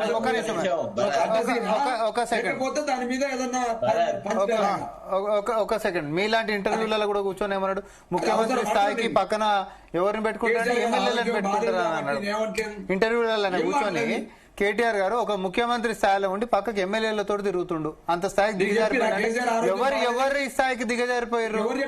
ముఖ్యమంత్రి అంటే ఎవరితో తిరగాలి? ప్రజల మధ్యలో తిరుగుతాడు, శాసనసభ్యుల మధ్యలో తిరుగుతాడు, ఎవరి మధ్యలో తిరగాలి? ఏం మాట్లాడతారు సార్ మీరు? నేనేమంటున్నా, మీ యాటిట్యూడ్ మార్చుకోరా అది మీ ఇష్టం. కానీ ఈ రోజు ముఖ్యమంత్రి గారిని కేసీఆర్ గారికి సంబంధించి ఒక ప్రశ్న వేసినప్పుడు ఆయన ఇచ్చినటువంటి జవాబు, ఆయన మాట్లాడినటువంటి హుందాతనం నేను చెప్తున్నా. అయినప్పటికీ మీరు వినకపోండి, మాకేం అభ్యంతరం లేదు. ఎవరు వేసిర్రు, సమాధానం ఎవరు చెప్పారు? అంత ఊహించని స్థాయిలో బీఆర్ఎస్ పార్టీ లేదు. రామ్మోహన్ రెడ్డి గారు ప్రశ్న ఎవరితో నేర్పించారు, ఏ సమాధానం చెప్పిండ్రు రేవంత్ రెడ్డి గారు అనేది ఒక పక్కన. మీకు ఇంకో కోణంగా అనిపిస్తే నేనేం చేయలేను. నేనేమంటే సార్ భరత్ గారు 2-3 అంశాలు మాట్లాడియండి. 2023 ఎలక్షన్స్ లో మాకు వచ్చిన ఓటు బ్యాంకు, ఆ రోజు మాకున్నటువంటి ఎంఐఎం మాతో స్నేహం. 2025కి వచ్చేసరికి ఎంఐఎం మాతో లేదు, కాంగ్రెస్ పార్టీతో ఉంది. అయినా కూడా మీ ఓటమికి సంబంధించి ఇంతకుముందు శరత్ గారు చెప్పినట్టు డెఫినెట్ గా కారణాలు వెతుకుతాం, డెఫినెట్ గా విశ్లేషించడం. 2వ పాయింట్. 3వ పాయింట్ ఏమంటే ఏదో కాంగ్రెస్ పార్టీ ఏదో 24,000 ఓట్లతో గెలవగానే దాని ఎంఐఎం ఓట్ బ్యాంక్ ఎంత షేర్ 1,37,000 ఓట్లలో ఎంఐఎం ఓట్ బ్యాంక్ ఏందో మీరు చెప్పొచ్చు భరత్ గారు. కాబట్టి వాళ్ళే మొత్తం మేము గెలిచేసినట్టు మాట్లాడితే వాళ్ళు అంతకు ఊహించుకొని నేను కాదను, గెలిచారు కాబట్టి గెలిచారని చెప్పుకుంటారు. కాబట్టి డెఫినెట్ గా బీఆర్ఎస్ పార్టీగా మా పర్ఫార్మెన్స్ మంచిగా ఉంది. భవిష్యత్తులో ఇంకా మంచి పర్ఫార్మెన్స్ చేయడం కోసం డెఫినెట్ గా విశ్లేషించుకుంటూ ప్రయత్నం చేస్తాం. Okay. ప్రజల కోసమే పనిచేస్తాం, ప్రతిపక్షంగా పనిచేస్తాం. ఎలక్షన్ ఆటోమేటిక్ చేయాలో కాంగ్రెస్ పార్టీ మీద సో పోరాటం. ఈ టాపిక్ క్లోజ్ చేద్దాం. నెక్స్ట్ బీహార్ సంబంధించి డిస్కస్ చేద్దాం, బీహార్ రిజల్ట్ సంబంధించి. సో స్పందన ఓవరాల్ గా అయితే రేవంత్ రెడ్డికి చాలా, నేను ఇంతకుముందు చెప్పినట్టు రైట్ టైంలో, ఆయనకు కరెక్ట్ టైంలో ఈ విజయం వచ్చింది. దీని ద్వారా కాంగ్రెస్ లో తిరుగులేని నేతగా అయితే ఎదిగారు. పంచాయతీ ఎలక్షన్ కూడా సాధ్యమైనంత త్వరగా పంచాయతీ ఎలక్షన్స్ లో ఆయన వెళ్తారు. మిగతా ఎలక్షన్స్ కూడా, మున్సిపల్ ఎలక్షన్స్, పంచాయతీ ఎన్నికల్లో మంచి రిజల్ట్ వస్తే మున్సిపల్ ఎన్నికల్లో కూడా దానిలో కూడా వెళ్ళొచ్చు. స్టెబిలిటీ అంటే గవర్నమెంట్ లో ఒక స్టెబిలిటీ అయితే ఉంటుంది. ఇప్పుడు అందుకని ఆయన ఇమీడియట్ గా ఈవినింగే రైజింగ్ సమ్మిట్ పెడదాం December 8th 9th, సేమ్ ఇప్పుడు ఆంధ్రప్రదేశ్ లో జరుగుతుంది సిఐఐ పెట్టుబడుల సదస్సు అని చెప్పి.